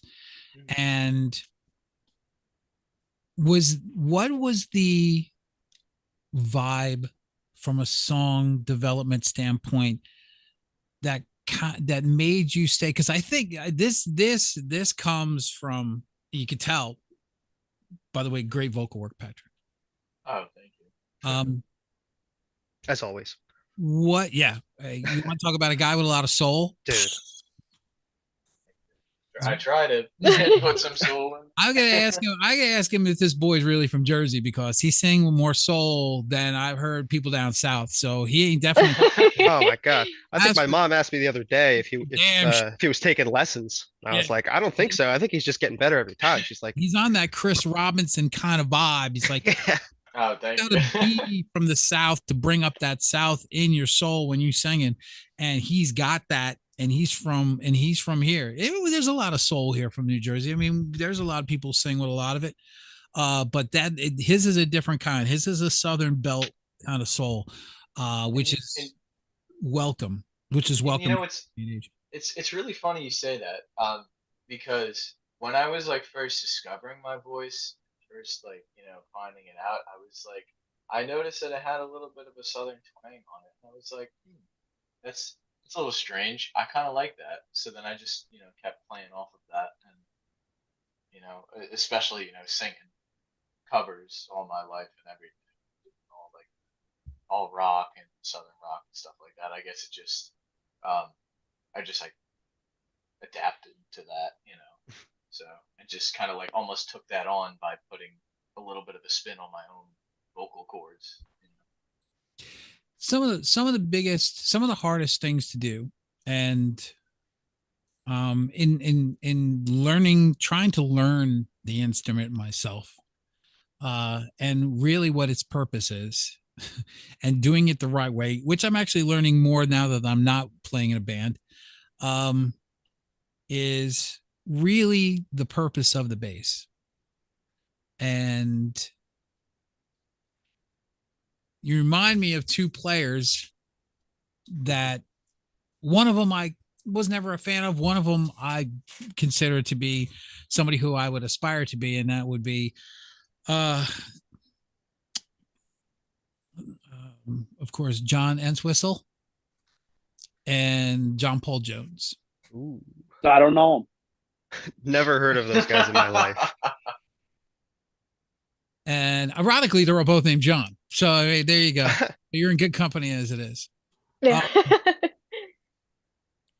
Were those guys ever part of your kind of like your computing when you were listening to and how to form what to play for a song and what you're doing on that 4-string beautiful thing? It's you play a 5-stringer, right? Your bass, John? Hello? Huh? Did we lose him? I think we Might be did. frozen. Of course. Ah, I Well- lost him. Oh, there Oh, he wait, is. he's back. He's back. Wait, are we back? Hello. Yeah, we're back. Wait, can you hear me now? Yes. Yeah. I can hear you now. My thing's cutting out really bad. Well, I can answer that question that he used to play a 5-string. Okay, wait, what moved was back it? to the 4-string. Oh, you moved back to the 4-string. Okay. So in other words, to make a Wait, what question short, I'm was talking the question? to make a long question short. I'm starting to lead into influences and how much they, it drives our sound. It drives the way that we play, when what we infuse into the sound. So as I said, to me, you sound very much like an early John Entwistle and a John Paul Jones, who is John Paul Jones is my all-time favorite. Throw Jocko in there. I'm happy. Little Jocko in there. Mm-hmm. So what would you say was as far as a record for you that you kind of put on and said, that this is kind of where I'm vibing, where I feel that my playing is going to? If you could sit there, what was the biggest album that was an influence on you as a player? Heavy Weather Oh, by yeah. Weather Report. Oh, Weather Report. I remember. Fantastic Absolutely. choice. Absolutely. Iconic record. I'll go around the horn on that one because I still haven't figured out Ian's, but I'll go to you guys up at the top right corner for me, which I know is going to be different. Yes. So What? give me, because I like to go as far as a record, because we all have this one thing that we put on that we say, you know what, this was what I constantly went to that influenced me as a player, that we always kind of harken back to. To be honest, I really don't know because I just listen to so many different things. Like, I listen to prog rock, classic rock. I listen to, some country. I listen to, like folk rock, everything. So I can't really 100% base what my style is derived from. I mean, I guess the closest I could think is maybe because when I first started, like soloing on guitar and everything, I was listening to Led Zeppelin and Cream. So I mean, I guess I could base it off of like a sloppy version of both Clapton and Jimmy Page. So I guess that's more so kind of like my play style. But I love, the intricacies. Oh my god! I keep saying- Intricacy. Oh my god! I'm just not gonna say it because I can't. It's one of those days. Intricacies. There you go, you got it. Of prog rock. Like I love what Steve Hackett's playing from Genesis. Oh my god, he could fucking play a guitar. I'm sorry. Am I, No, am I that's allowed to okay. curse? That's all right. It's all right. It's like Okay, I wasn't sure. like Sorry a about cable that. show. We don't openly. We're not shock jocks.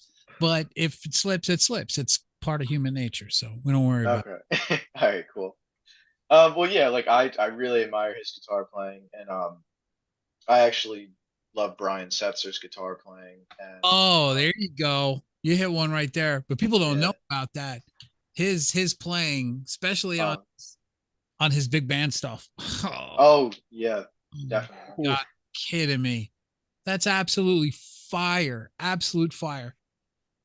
So, all right. So you can't get a straight answer. So I'll put it this. I wish. Listen, I wish I could give you a straight answer. I just can't. The bay is full of shark-infested waters, and you're stuck on Ticey Shoals, and you've only got one album. What's that album? Oh, okay.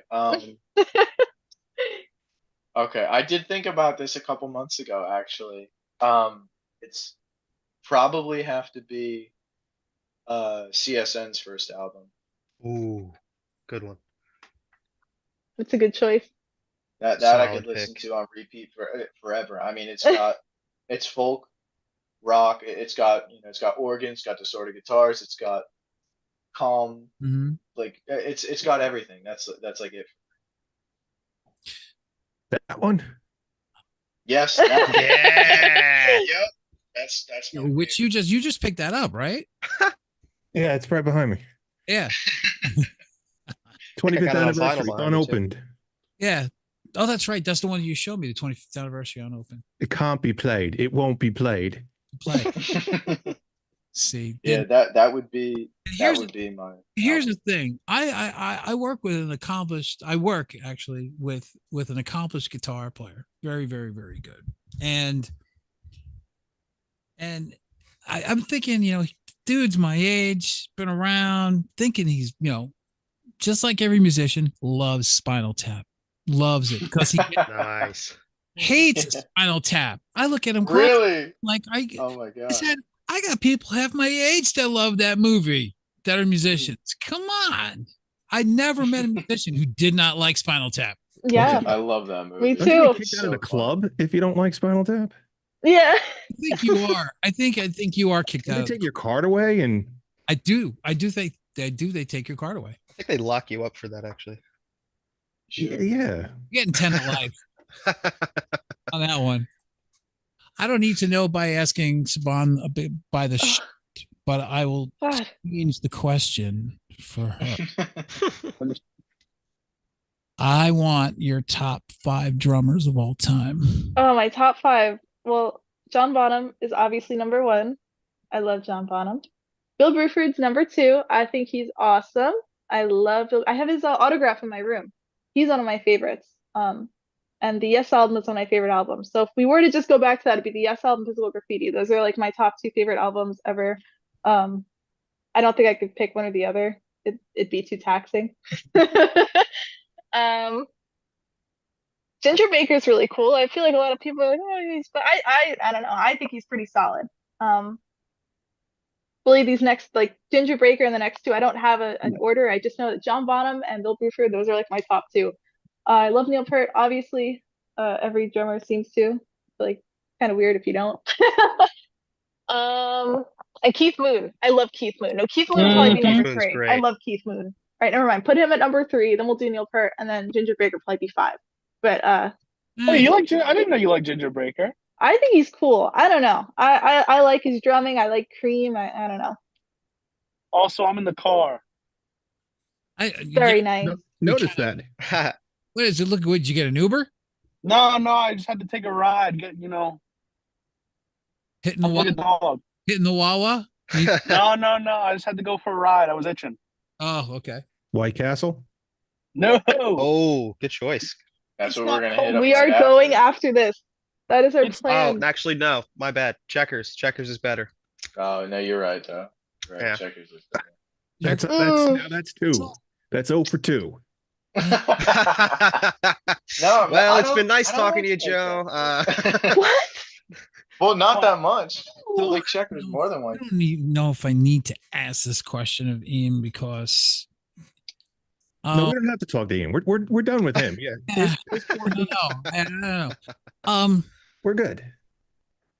So what is it?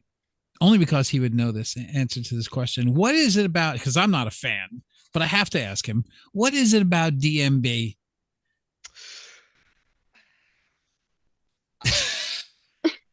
This is a dangerous slope. Because I know your opinion I'm not and asking. what you might say. I'm not introducing my opinion on this. This is completely you. Personally, I love them. And I'm not the kind of guy who's crazy about, every jam band under the sun. Like, I love me some Grateful Dead. I like some lesser known groups and DMB and whatnot, but that's not my defining genre. But there's just something about like the feeling, I guess. Like, just I've never had a bad experience at a Dave show, and I've gone to 24, 25. Um, and okay, it comes back to the live performance thing. I think they do a good job of, putting what they take on the stage into a studio environment and putting that across, and they've been doing that for over 30 years. But every time you see them live, even if it's a song that you've heard 30 or 40 times, sometimes they'll have a special guest, or the arrangement changes, or, not even to mention the horn section, which I, you know, take as a huge inspiration, especially since they're probably the band that I've seen the most live. Um, it kind of it very much inspires me on how I should be playing, or rather how I should approach playing when it comes to live performance. But Mhm. summarize, I do think it's for those of you who might be interested, just give them a listen or give them a try. They play all the time. Yeah, I mean, you can't go wrong. Is there any, because obviously I've seen only a little bit, but I know what you're capable of. Obviously, people who are listening probably don't, but I see that keyboard hanging out there a lot that sometimes gets a little lonely. Yeah, yeah, I agree. Is there any point where you're thinking about adding more of that into the sound and adding more of that into the songwriting, infusing that? Because we all know, or at least again, I'll say, I know you can play the hell out of that damn thing. So here's what I'll say to that. When it comes, especially to the material on the EP, a lot of these songs have been done for over a year. And when half of these songs were either fully completed or we were in the midst of working on them and orchestrating them, we had a keyboard player. I was, let me finish. And so I was doing other parts mainly with the saxophone and the mandolin on 19. But when we went down to a 4-man, I picked up a lot of the slack when it came to that. But I think it's just it's really difficult as it is already to try and balance all of the different parts that I have to kind of keep track of. And I completely agree. I think that there should definitely be a lot more keyboard. And I came to that realization partly in the studio. And so that's also another reason why our EP sounds, I'd say, considerably different to any live version of our songs. The orchestration is completely different. We've got upright bass on some songs and 4 or 5 harmony parts, three different keyboards and whatnot. But a lot of it just comes down to manpower. I've brought the topic up to Patrick and Javon and John before about maybe looking for a rhythm guitarist or a trumpet player, which I would love because I think that would bring a really awesome dynamic to the onstage energy and the whole structure of the horn section as is, which I can ramble on about for hours. But no key players, because we have bad PTSD with key players. I won't say no to key players, but I would say no to a specific key player of Jackson, New Jersey. well, That's what I'll say. I'll say we can leave it at that. But I mean, why get another key player when you could play keys well, hey, yeah, there's that too. But that then, good? but who? How are we gonna get saxophone and keys at the same time? One hand on the keys. Yeah, make Okay, it well, worse. I've been thinking your about other doing hand that. to get to the saxophone. And that reminds me, I actually saw Herbie Hancock, like maybe 9 or 10 years ago at Basie Theater, which you mentioned earlier, Mike. And their keyboardist suddenly pulls out an alto saxophone and starts playing one-handed and playing on the keyboard the other time. And that memory just popped back into my head for some reason. But that's definitely something I should try out. Either Uh, at our next show or in I rehearsal. did see when I saw Sting, another great bunch of players in that band. Um, and his keyboardist did have a connection, a tube connection into his keyboard, and Oh, able to play the sax parts while he's wait, a tube connection into the blow. He can use a tube connection, almost like what's the thing that a Talk talk box, box. yeah, kind of like a talk box, but he actually has it's like a actually mouthpiece. like a mouthpiece, like a flute mouthpiece or a sax mouthpiece, and it was connected right into his keyboard, and Huh. what came Oh, that's it interesting. was the sax. Oh, so what you had the like the mechanical keys of the saxophone like running through the keyboard instead, so you're still playing sax but with the Yeah, keyboard. I mean it doesn't have you can never replicate the incredible power and the beauty of a live sax. Oh, of course. Right. But in some cases where you needed to fill out or if you wanted to switch back and forth, that was I saw a guy do that where it was an option. He was playing a sax part on the keyboard, which is normally on the record it's a live sax. Mhm. And then, for other songs he would jump up, play the live sax, but for this case he actually used his keyboard, and it was like cool. I'm hearing both. I'm hearing the keyboard solo and I'm hearing the sax solo at the same time. So yeah, it was really cool. I haven't seen anybody since actually do that. Yeah, that's a really neat concept. I don't think I've ever seen that It's really, implemented. really cool. Uh, If there's some video out there, I could tell you if there's video of the lost Jonathan. oh, give me back. If you could find video of the Soul Cages tour and watch one whole concert, there's a keyboardist to the right, and you'll be able to see what he did. Soul Cages tour for Sting, and that's where it happened. So I will watch that Yeah. later. exactly, it's good. Favorite track on the EP? Probably For me or for all of Venus. us? Everybody. Probably Venus. Venus! Sparks, Yeah, Yeah. I think Yeah, I'd does say everybody That- agree? That's yeah, pretty funny. That and Reissue. Yeah, me too. Those are my two Those are favorites. yeah. But then I don't know, because I also like Bayside. So yeah. I mean, I'd say my number one Ah. is probably Venus. Then my second is Reissue. Then my third is Bayside. I would agree, except my third would be 19. My Yeah. Oh, I like favorite, that one too. my favorite besides Venus for no biased reason is track 6. No biased reason whatsoever. Yeah. Totally no bias. None at all. Coming from the creator himself, of course. From in the track bass side, this one's for Patrick, because I just in listening to when you were going through the track and writing it, was there anything else that crept into your mind and you kind of like said no, not feeling at that point, and just keep on going? It's a study for me. It's a study on how you can take a phrase and redo it, and kind of it's like when you write a song, you build a song. Mhm. I think from a phrasing standpoint and from a vocal standpoint, you took the same thing and you built it as you go along. I think that is reason why that one works. I would sit there and wait, and like I said, you have a preconceived notion or preconceived idea of what to expect in a song, and I was expecting to hear a break or take a left turn, some kind of pre-chorus or some kind of leading into a bridge or something like that, but it kind of it stayed with the same thing and then kept going on.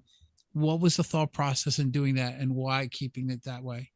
I mean, I'm a firm believer in you know, keeping it simple for the most part. I mean, the less is more. I'm a firm believer in that.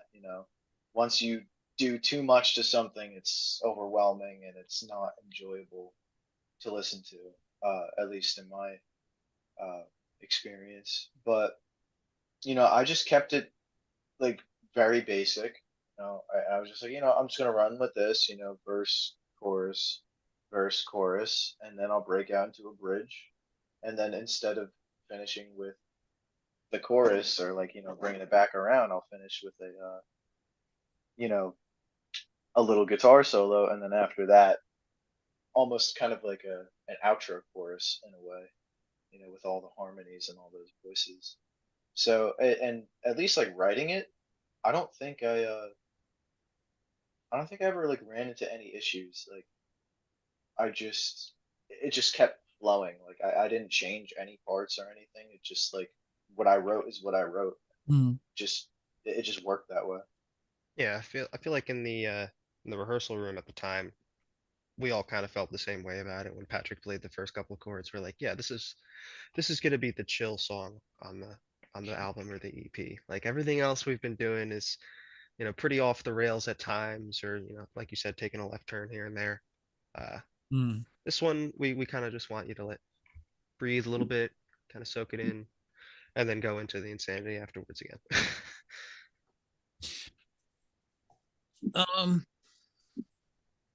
By some of the things that were, said and then resaid and then resaid in that, so to me, I got this feeling like you were, like you said, songwriting is storytelling. And it just seems like you're just telling this person the same thing. So they would like, it's like, are you listening to me yet? Are you listening to me yet? Listen to me when I'm saying. It's like the constant, kind of like, I'm telling you I love you. I'm telling you I love you. It's like the constant drilling down until you see what I'm saying. Is that like the constant love letter? It's like I'm saying this to you. You gotta believe me. I'm saying it again. I'm saying it again. And this is the best part about like songwriting and others listening to your songs and everything. And everybody has like different interpretations, or it's like slightly different in a sense. So I just thought it was interesting because I never thought of it that way, like a drilling love letter. It's just like persistent, which is it's really funny you say that. I never thought of it that way because this is just a simple love song for That's kind of how I saw it in a way for a yeah. while too, It's though. just a simple love song professing my feelings for the person right here. Hi, that's me. Wait, I thought it was for me. It could be. That's It could the be thing. for If you you're the tomorrow. listener Yeah. tomorrow. It's for everybody. Well, I Yeah, mean, everybody. obviously having, having the luxury of, having some knowledge of the band. So, I mean, yeah, I kind of felt what that was about. Right. Oh, I mean, it's kind of easy to pick up on that. But what I said when, as far as picking it up, is that the reinforcement of the same phrase kind of has that vibe to me. Is like, it's kind of like when you're talking to somebody, he'll go, "Hey, I love you." Yeah, I know. Mhm. No, I love you. Yeah, I know. It's making No, sure. I love you. You get it? It's just drill. Well, I mean, like I guess you're right. It's drilling it in. It's solidifying. It's letting them know that you actually. But the thing was, is that with each time that you professed it, It gets louder. again, yeah, that's why I talk about the vocal delivery and it got louder. It wasn't the same thing. It got louder and it got a little bit more forceful and it got louder. It's like, I'm going to make you realize how much I love you, period, end of story. Mhm. And Like that's your ears should be ringing. Yeah. exactly.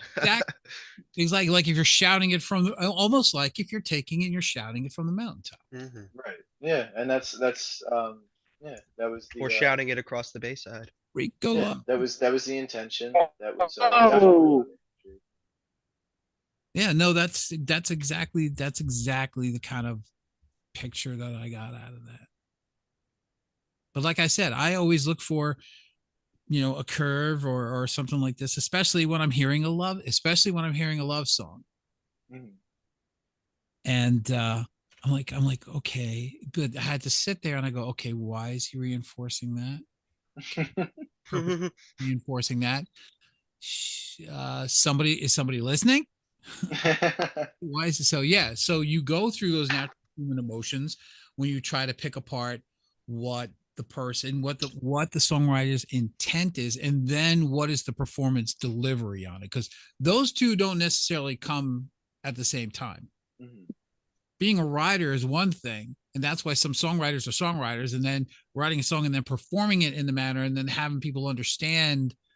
Well, like even though you said where we get different things when we hear Right. us, we all take our own personal influence. There are things that are self-evident, you know, Mhm. Right. things Yeah.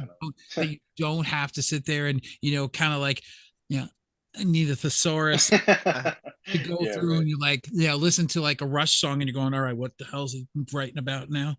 Can I get a translator About on this? druids, what the fuck? Yeah. Yeah. Yeah. Okay, I got the No, whole. but that's cool that you said that though. I didn't think about Yeah, it's just I guess stuff that we all pick up down the line. Was there Mhm. was there a moment, Joe, on it that you picked up on that was because you had said to me, the one thing that Joe had texted me, he said Bayside Love.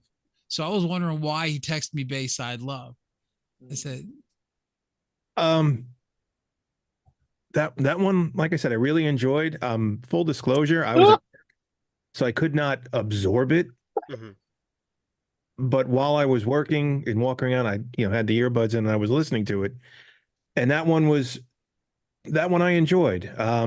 Again, I'm not the wordsmith and I can't break things down. I put it in layman's terms. I liked it. I enjoyed it, and I'll listen to it again. Well, thank you. Thanks. I'm Yeah, glad you did. it's something that again I'll remember, put that back on, and work some more. Um, yeah, that's pretty much it. Sorry. No, you're good. Well, I'm glad you liked it. I'm glad you appreciate it. got any general questions aside from the EP, Joe, for them before we get into some fun here? No, no, I think I'm good. Um, yeah, yeah, I'm good. Yeah, just let me have a little drink. I'll be good. Taylor Ham. All right, guys, we're gonna have a little fun, guys. All right. For those who pay attention to the show, and thank you for doing that. You're listening again for Legal Tender. You're listening to the WTF What's the Format radio show and live cast, as we like to call it, with Joe and Mike every Wednesday here at 9 p.m. starting here not only at 99 WNRR, but also on our YouTube channel at 99 WNRR. Thank you guys for still liking us up and following us. Don't forget to check out a lot of the brand new interviews. Well, they're not new interviews. They're interviews that I finally brought out of the vault with great artists like Ryan Shuck out of from Julian K and Dead by Sunrise. And of course the band Orgy. And you can check out, let me see. Oh God, I got more coming up from Maurizio from the band. Oh my God. What the hell? Maurizio Iacono. So that'll be coming out. You guys have been waiting for that one for a while. So that is going to be done. I think we got 6 more left in the vault, 6 to 7 more left on the vault that we'll be releasing to you guys coming up in the next. Well, I'll probably do it when I get back from Ireland because I don't think that we'll be able to get those out. I'll go over some of the lists right now, just a couple of ones that are remaining. As of course, ZP there from Dragon Force, Skid Row, IMI, and Tank is doing very, very well right now. You could check out my interviews with Jay Kiska from Greta Van Fleet, Don Dokken, Lacey Sturm, Aaron Pauly from Of Mice and Men, of course, Chris Rowland from Sabaton, Blake Allison, which is a really good one from Devour the Day, Mixie Demner from Stitched Up Heart, Gary Beers from In Excess, Steve Riley in a posthumous interview that he did a year before he had passed from the band, of course, LA Guns and Wasp, PJ Farley, Eddie Jackson from Queensryche, and more, all on our 99 WNRR YouTube, which is available. Again, about 6 more interviews to go before we empty out our vault interviews. Also, the creation of the official WTF, which will have these interviews on it as well. We're going to migrate some of these into the our social channels, including YouTube. The WTF, the official WTF content on YouTube, so you can guys go check that out. Going to get into a game that we like to call Sports Ball. Yeah.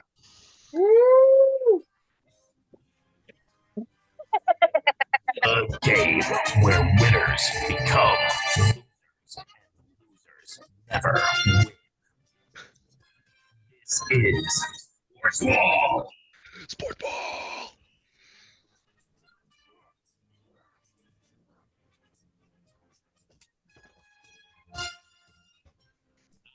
It's the game.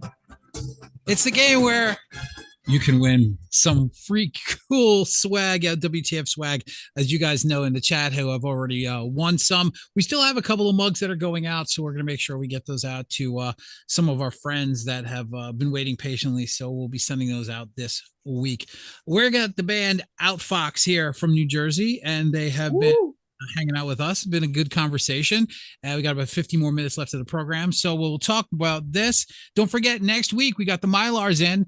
I'll be talking to those guys about some new music. I will be talking about their first record, of course, Melody Records, and more of what they've been going on in the history of New Jersey music, because they are very, very tied in, not only to Joe, but also myself over the past 30 plus years. So check out, that's going to be another great one, another great conversation next week on the WTF live cast. Okay, so this is a little thing we call Sports Ball to prove to you guys that yes, musicians do know things about sports, but I have to say, I have a little bit of I have a little bit of fear. These musicians might not. These Not this one. incredibly talented, gifted musicians might not know. So we will say, okay. All right. First question. Going to start you off with a little tough one. The first question is, name the professional football team that plays in Dallas, Texas. Cowboys. Cowboys. That your final answer? Cowboys. Mhm. Yes, It's the sir. Cowboys. Let's go. I live in Pennsylvania. I'm not allowed to say that Oh, word. wait. We got the Cowboys. Always getting it. Well done. I'm dressed for the Getting it. occasion now. Okay. All right. Number 2. A round, solid black plastic object that is used in the game of hockey. Puck. A puck? It's what? A puck? Puck. Called it? Is it a puck? It's a puck. What the puck? So you guys thought these were going to be so hard. Yeah, this isn't so bad. You got me on the edge of my seat here.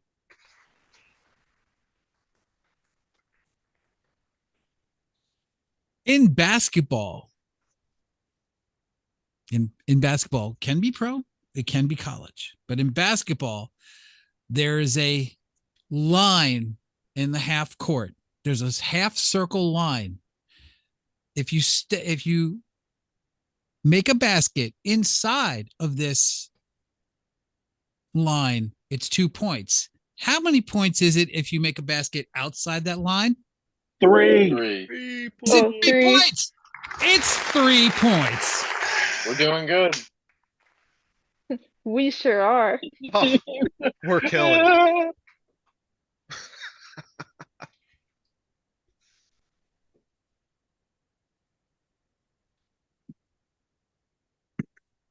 I don't know if I want to make this one a little tougher.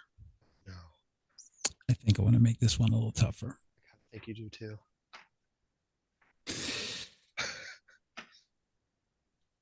One of the most iconic basketball players of all time is Michael Jordan. Can you tell me the first professional basketball team he played for? The Bulls. The what? The Bulls. Can I have the full name? Chicago Bulls. The Chicago Bulls.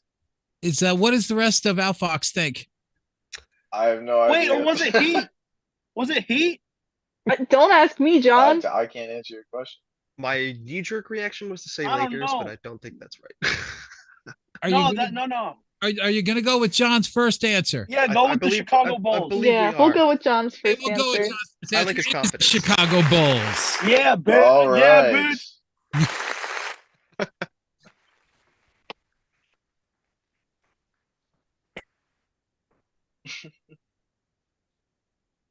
Okay. The Last one? last one. You got one for him? Do you want to ask one, Joe? No, just but yeah, this one's an essay question. So Oh, no. This one's an essay. Uh-oh. 100 words or less. MLA format Hope so. or APA? In football, a kicker will gain 3 points if he kicks a ball through these two yellow things. Goal post. Field goal. What is it? Yeah, the Goal field goal goal, post. goal post, field goal. I think we have to pick one. No, I don't know. Oh, Listen I to don't me. know. What is Which it? one are we picking? Don't look at me. I It's don't a know. goal post. What is this? Is it a goal that's post? what you do in the The match goalpost. That's football. the thing. The triangle football. The You may, thing. Saban goes, it's the thing. The thing. Yeah. The thing. it's What? the thingy in the Is it a goalpost? I think so. Is it you think it's a goalpost? Yes, I think. If, Yeah, if that's I'll the right stick with answer, then yes, I do. that. Yeah, what he said. Or a set of WT mugs for the entire band of Out Fox. What do you think? Yeah. Is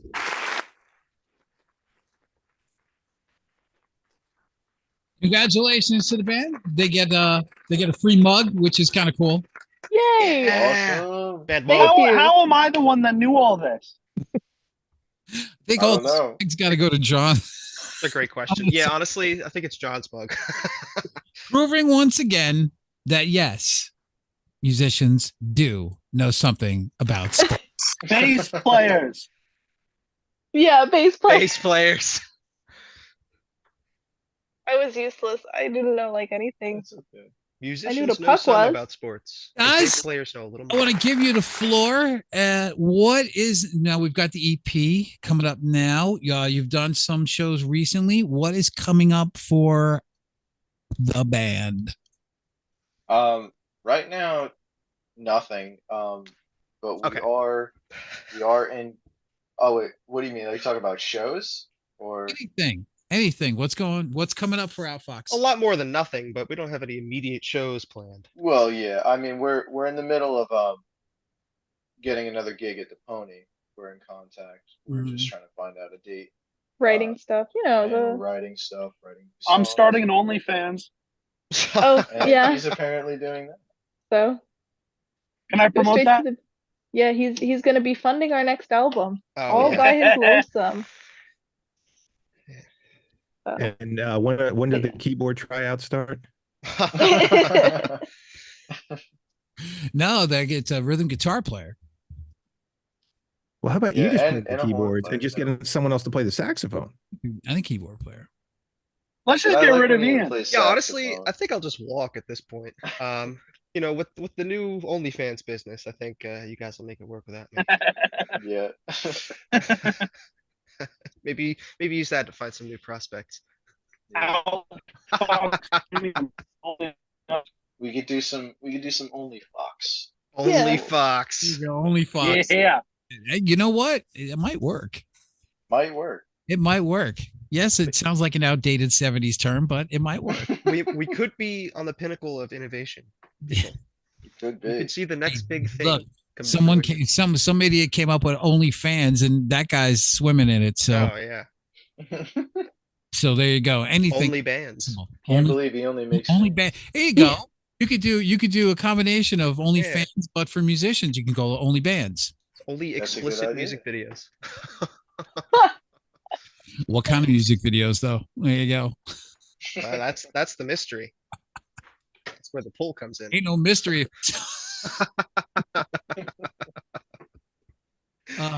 Guys, thanks a lot for taking the time. We're just No, gonna thanks for having us. Yeah, seriously. That's me been a and Joe are blast. just gonna clean some house before we call it a night and then pick it up for next week. But guys, thanks a lot for coming on. Yes, thank you very time. much. Yeah, thank you Thank for you. having us. We had a good time too. Hey, it was such a pleasure to be on the show, Mike. Yeah. Wow, thanks, man. Man, I just got to get some kudos points in. You know, I never met this guy before, so I want to make sure we're First. cool before everything closes up. All right, when's the next house party? I don't know. Text me, we'll find out. All right, guys, Yeah. take it easy. Have a You good too, night. man. Thank You too. you. Take care. care. Nice to talk to Good you night, guys. all. Thank you. WTF. There you go. Digging it. We'll Digging be it. winning or. Look at it. Have a good night, fellas. Good night, guys. Good night.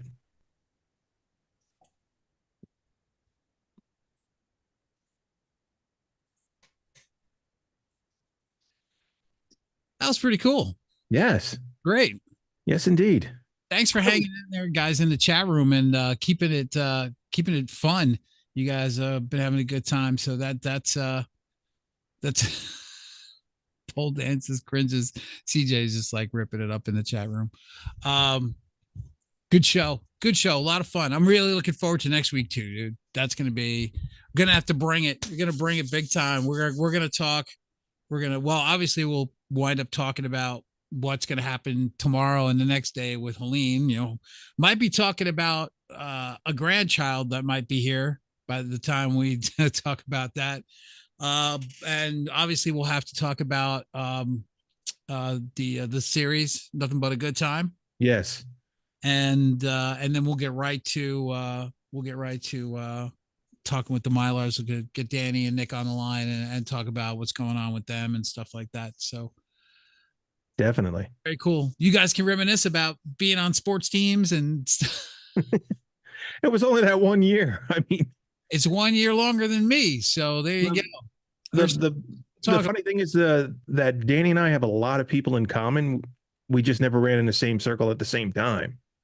But pretty much a lot of people he knows that were involved with one band or another, either on stage or behind. I know I'm friends with. So that's what we have more in common, not the sports thing. That was nothing, but pretty much, yeah. Dude, this guy's getting married. But yeah, most definitely. Had a good time. Yes. Oh, man, good show. We'll be back again. I'm gonna talk. I got a couple more minutes. I'm gonna talk a little bit more about the stuff that's going on that people have talked about. Not that people have talked about, that people don't know what's going on. But it's okay. We can talk about it. Everyone, for those who have been around, know that I was the creator of New Rigo Radio, which later I rebranded into 99 WNRR, and we've been on the air legally for 12 years. Legally means we pay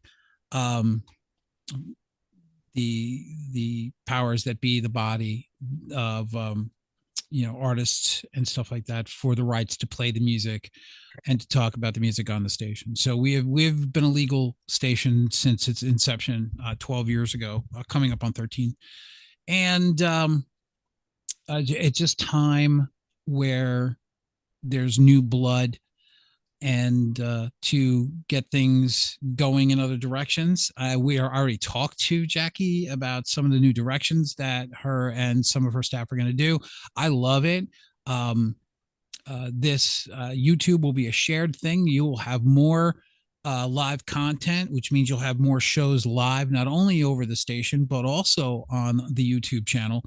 And to me, that can only mean just amazing growth for 99 WNRR. I'm absolutely excited for her. I'm excited for the rest of the team, and we are not going anywhere, guys. We will continue to be doing this. I for one am having a blast. This is giving me a whole new, spending this time with my dear friend is giving me a whole new lease on doing these radio shows. I have a renewed passion for it, and thanks to him. And if the good Lord keeps me on this planet, I'm going to be still doing this. So we're not going to go anywhere. We're not going to create another radio station for us. We're going to be with 99 WNR. That's part of the contract agreement.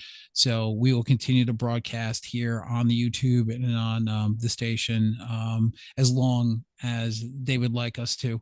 So I'm excited because then my energies now could be working on WTF and growing that, as I spent a long time growing the Launchpad Live, which has a massive following, and that'll be part of what we do too. The Launchpad Live will now be linked with WTF, so you'll see a lot more interviews and stuff like that coming from the WTF radio show and live cast. So I'm excited about it. I really am. There's going to be more stuff in the store that we're going to put in there too. So it's going to be cool. The more stuff we can think up creatively, the more stuff we're going to put in the store, the more stuff you can buy. You might hear sayings that we talk about, might be on a shirt or on a mug. So look for some cool stuff on Pork Roll Apparel, which is, I tried to get WTF apparel, but that was taken. No, really? It was taken. So the thing that we always talk about, pork roll. So Pork Roll Apparel, it's kind of rolled off the tongue, and that's why that's that. But you'll see that populated. There'll be social for that as well. We're gonna get people taking pictures of the wares and stuff like that. So it's time to grow this entity now, and now that'll free us up to do more stuff working together on that. And not only that, I'll see you in 2 days. Yep. Gonna do a little nosh, Break some bread. Talk about the show. Probably annoy the heck out of the wives. No. Talking about the damn show, are you? No, just maybe a lot of rolling of the eyes and a shaking of the heads, but yeah. Yeah, but I'm looking forward to it. So give us a chance to connect on over some hot wings. Most definitely. God, dude, have a good day tomorrow. Have a good day tomorrow too. I'll see you on Friday. All right, take care, all. Guys, for the WTF radio show live cast on 99 WNR, I am Mike. I am Joe. And we will see you next week. Peace.